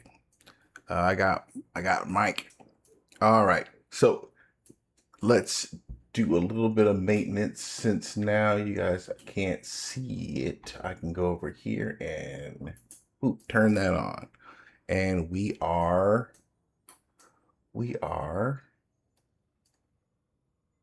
here. Oh God. We're gonna get better at that. All right. So we are at the after action report. Final thoughts. I did want to talk about something in particular. So I am going to stop messing with the controls and queue up a quick trivial mission and chit chat about the issue about farming for super credits and the question of whether or not you should get more super credits at higher difficulties. Usually I don't talk Helldivers, but that keeps coming up. And if you watched the live gameplay portion and a little bit of the information of Helldive, you can see that it was slim pickings today as far as farming for super credits. So let's get to that. I'm gonna do a little opening one more time for editing purposes, so you can see it. So I can see it when I go in to cut this part out for YouTube. I think I'm gonna leave the rest of the like everything before this for like just the live stream stuff. But I'm gonna make a shorter video just for this next segment here. So let's go here.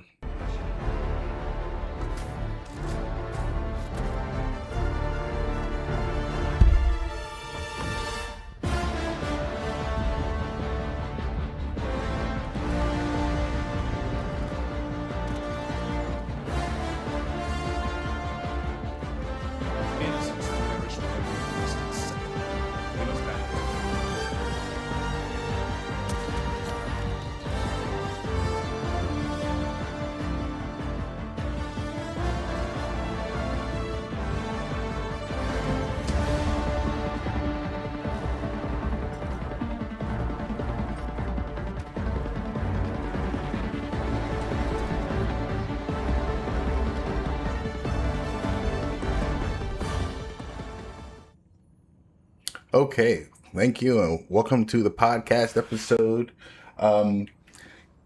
You missed the first two strings; those were the live gameplay and current events. We're on the third section, my final thoughts, and I'm going to queue up a mission in the Andromeda sector. Right now, it's slim pickings, but we're gonna set a trivial mission. And complete. Oh, and chit chat a little bit about, well, apparently the head of the company Pilstead didn't ask me anything on the other day on Reddit, and I share my thoughts about the game all the time, but like, the best way for me to put it is my original background is comic books. You know, I was a Marvel Comics, DC Comics reader, and I love reading letters to the editor, but I honestly didn't like the concept of having any effect on the story, because, you know, my job is to eat the delicious hamburgers, not to make them, you know. So, like, I have never really worried too much about not knowing how the bread gets baked or whatever. But you do pick up a few things here or there. And like, there is a lot of conversation to be had about this particular game that I'm thinking about maybe organizing my thoughts enough for a voiceover and just doing a video. So I'll do my best here to sort of paraphrase the question that was posed and like give a quick take on it. Essentially, the argument was that the game at low difficulties is boring, and farming for super credits is therefore boring unless you do certain things. Now, as I sit here and farm for super credits while I watch the news, it's not like I can say for certain that's not that's not true. However, I don't consider the game to be boring at low difficulties. I feel like it's a different kind of game. And honestly, the truth to me is the game is not necessarily difficult as it is varying degrees of sweaty. The challenge is the challenge, and then you can increase the level of challenge by simply increasing the number of enemies on screen, which is a perfect. Oh yeah, I forgot what I was doing for a second. Is a perfectly fine way to set different levels of difficulty, but I think they forget something about like why super credits are dispersed the way they are. Oh, and you know what? I wish I could have taken off my headphones, but that should make me talk louder by default because I can't. It's like anyway. So the way this game is set up to me, and please, like, if you watch this on YouTube and correct me in the comments if I'm wrong, but the maps are procedurally generated. So there was a YouTube video at one point that explained a way to exploit that procedural generation and get basically unlimited super credits. And I don't know if Arrowhead like sealed that little leak, but essentially when you are heading down to the planet in your Hell pod, the level itself is being put together. Before that, there isn't anything. That's kind of how the game is unique and fresh each time. Every single thing you see is put on the map as you're dropping into the mission. So no two missions are the same. You have like base installations that are a generated set piece that is designed to be the exact same piece of architecture, every single time it's put down, but it's still like put down randomly on the map, and like at different difficulty levels, there's a different number of items that can possibly be like put in the hopper to be included in a mission. So playing at difficulty level 3, when it's going through the list of things to put on the map, some of the higher difficulty level enemies are just barred from it. And then there's an issue, a matter of the number of things or whatnot. But it's all random in a certain grouping. The higher the difficulty, the more things in the hopper that can possibly be put on the map, right? So that system is designed to create variety and to address the repetitive nature of the game. By default, you have an increased opportunity for super credits only because at lower difficulties, the number of items in the hopper is greatly reduced. So every one of those places on the map where they could put an item for you to pick up, be it a resource, requisition slips, whatever, what have you, you just have less options at lower difficulties. So, because there's no super credits, there's no rare items, there's no, it's like there's just less stuff, right? So that is a default thing. That's not a design thing. They weren't sitting there going, we got to make sure that there's more super credits at lower levels. That just kind of happened by happenstance. Now, the one thing I've noticed they've done in order to kind of counterbalance that is there's a ton of weapons on the map now in those places where you could have had super credits drop or requisition slips or samples. Now you can pick up, I've noticed a way more, what are they called? Spartan guns, whatever, the ones, the little machine guns, the light armor. Like there's a bunch more of those weapons.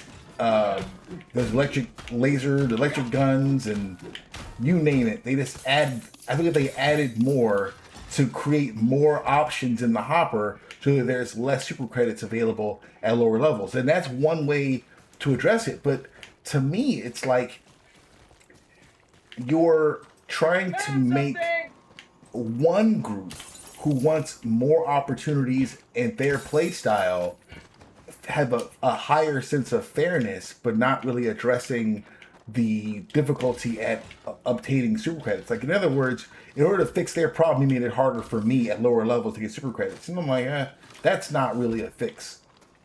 Now, also, there's a philosophical difference too. Like, I think we should kind of be honest about the state the game is in and like what the game is.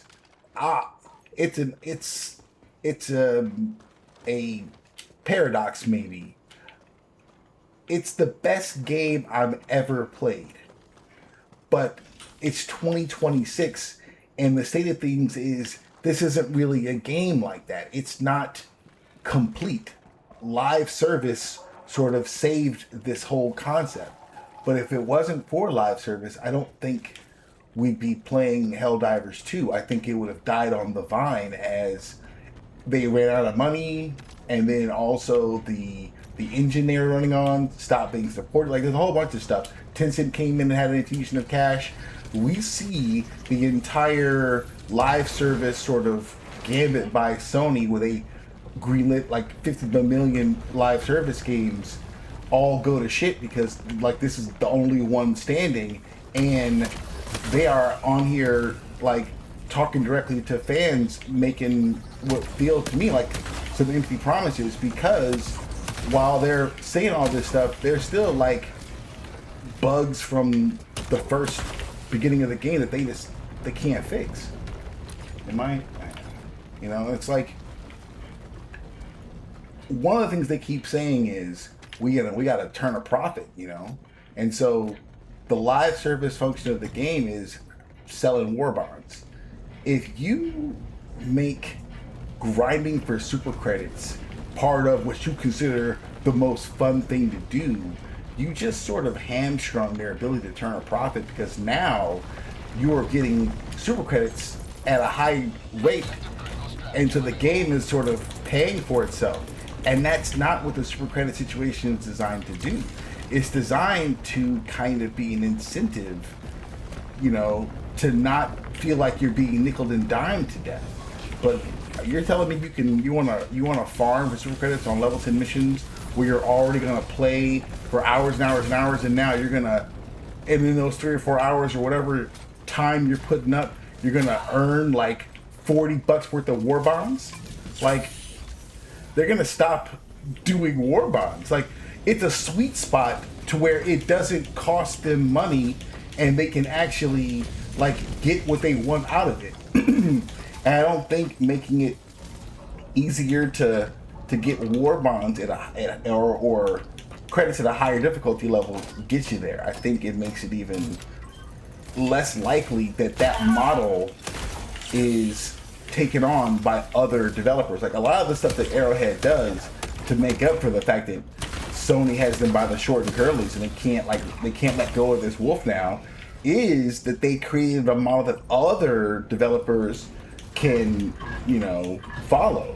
But if you turn the super credit thing upside down, and now Shams is on Twitter explaining why they have to get rid of the whole thing altogether because suddenly they stop making money, because all of a sudden, because the game isn't hard like that.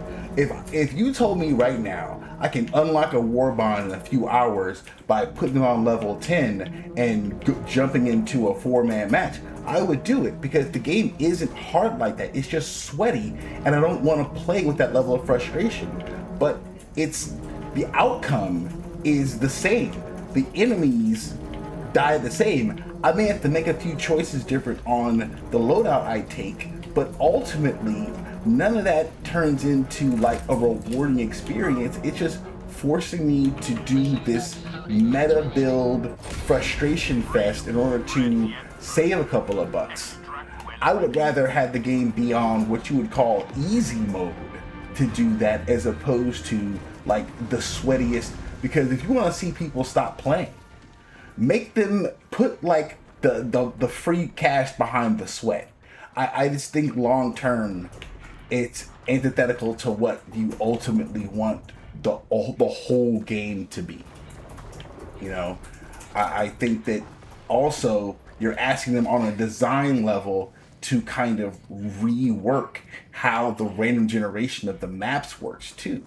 And it's like, we're going to learn eventually that every time they tinker with something, they break some shit. And because the people who made the engine, like, quit forever and don't support it anymore, that's why it takes us long to fix stuff. Like the Stingray engine is still the Stingray engine. They're still trying to hire people, developers and stuff to do what? You know what I mean? Like, I think that honestly, at the end of the day, it may not have been a single player game, but there was at some point an idea where there was more of a single player element, and this game had a bit more containment, because the first game conceptually just does different stuff, and especially as far as the lore and the story. And this hard pivot plus what we know about like the history of the game and its development, I hate to be like still skeptical, but I can't help it. I'm a little skeptical of like the way they've explained it and the way they're doing it. And I don't think that flipping the super credits thing upside down fixes anything. I think that him admitting that the low difficulty is quote unquote boring is extremely telling, because if the guy who conceived of the game thinks that because this is the core gameplay, you know, and if the core gameplay is boring, then just be honest, you think the game is boring, and that's okay, you know. But like, you're also talking about all kinds of performance problems. So the more enemies on screen, the harder the game has to work. We're talking about coming out of hard locking issues, people complaining about having their hard drives freeze up and all this kind of stuff. And so now you want to go put the super credits behind level 10 difficulty so people can start burning their hard drives to death trying to play this game and earn some like money with a real world value. I think it's safer to, I mean, this imperfect system, I don't think it's necessarily improved by flipping it upside down, you know, unless you were going to randomize the types of weapons and other support stratagems that are dropped, you know, maybe throw a few quasar cannons in the hopper, you know, and then also you can update the mission types. Like, I love the fact that on a trivial mission that was the mission.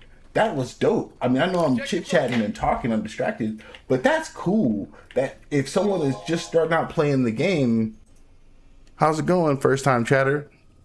Nothing much. That's cool that if this is someone's first time playing the game, dropping in for the first time, they get to do a pretty like involved mission. They're not just raising a flag. Like, I appreciate that, and I would not mind at all seeing a higher mix of just mission types, because the mission type itself adds to the I'm losing the word, like adds to the variety.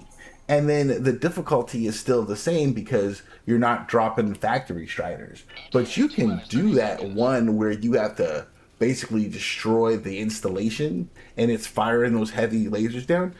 You can do that on 3. You know, it's still going to be a challenge that is not going to be overwhelming for a lower difficulty player, because those installations are still, you know, you're dealing with them the same way. You're just not being harassed by a bunch of extra enemies and stuff. I wish they would open up the hopper a little bit so that you could see all kinds of missions at different difficulty levels.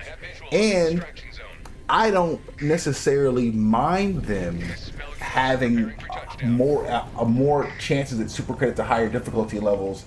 I just don't want them to address it by making it difficult to get super credits at lower difficulty levels. You know, I don't think they should raise it for lower levels either. To me, as someone who plays primarily between 3 and 6 difficulty, and to have 95 to 96% of the game unlocked and have only maybe bought like 2 war bonds, I am not mad at the clip of like super credits. Plus, like if I really want to like grind for super credits, I can do that shit. You know, it's always right there. You know, it's not perfect, but I don't think messing with the hopper that way gets you any benefits. All right, I don't know how long. Oh, my favorite stratagem is my ballistic shield. Like, I have spent more real world money on my custom ballistic shield than anything in the actual game. And the thing is, I wish that Arrowhead, if they're concerned about making money, cosmetics and individuality is where the money is. I don't want to pay for any sort of advantage over the game's set difficulty. I feel like one of the perfections of the game is I can grab a loadout that makes whatever difficulty I put it to just right. So I can go into a trivial mission and take some crap, and it's a little more hard that way, and it's fine. Like you can adjust it based on your loadout. So let me bedazzle my shit a little bit, and I will pay you for the individuality. If you want to talk about like super credits and making money and war bonds, I think they should have way more drip and way more drip in the cash store that doesn't change your it doesn't give you a booster or whatever. It's just cosmetic. I think that they would make bank. They would make bank if they would just open the wardrobe and cross, especially like if you look at Nexus mods and all the different weapon skins, they are leaving money on the table trying to focus on war bonds and this weird progression, because there is no progression. There's no progression. Like it's a stalling process until they figure something out. Every single time something big happens, it happens on Twitter or Discord, or it's something on the galaxy map that goes from being a circle to a different circle. There's no cinematics. Even now with the cyborgs, we didn't get an actual like enemy. I remember playing Command and Conquer, and the first like 3 minutes of the game is a video with like actual story, and then it's the crappy game you played for hours and hours and hours. They don't even give us that. Like, I think we are owed some sort of story element, and I think that's what people were asking for in that AMA, and he kind of talked around it because, you know, boom, boom, boom, you know. But let me go ahead and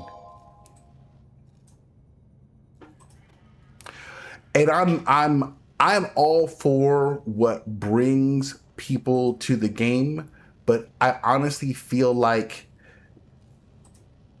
they should be talking about completing certain like internal parts of the game that are weird not to be there going into year 3.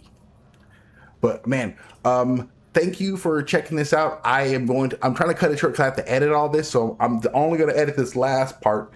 As you can see on the screen, my stream is trying to raise money for a very important cause, and I'm looking to sort of like build up to where I can actually do that effectively. So have a look at the QR code and share the charity, and I will be back live tomorrow. And I'm not sure if I'm gonna have a YouTube video for every single day, but I might have a YouTube video at the end of the week. So thanks for stopping in, and hope you follow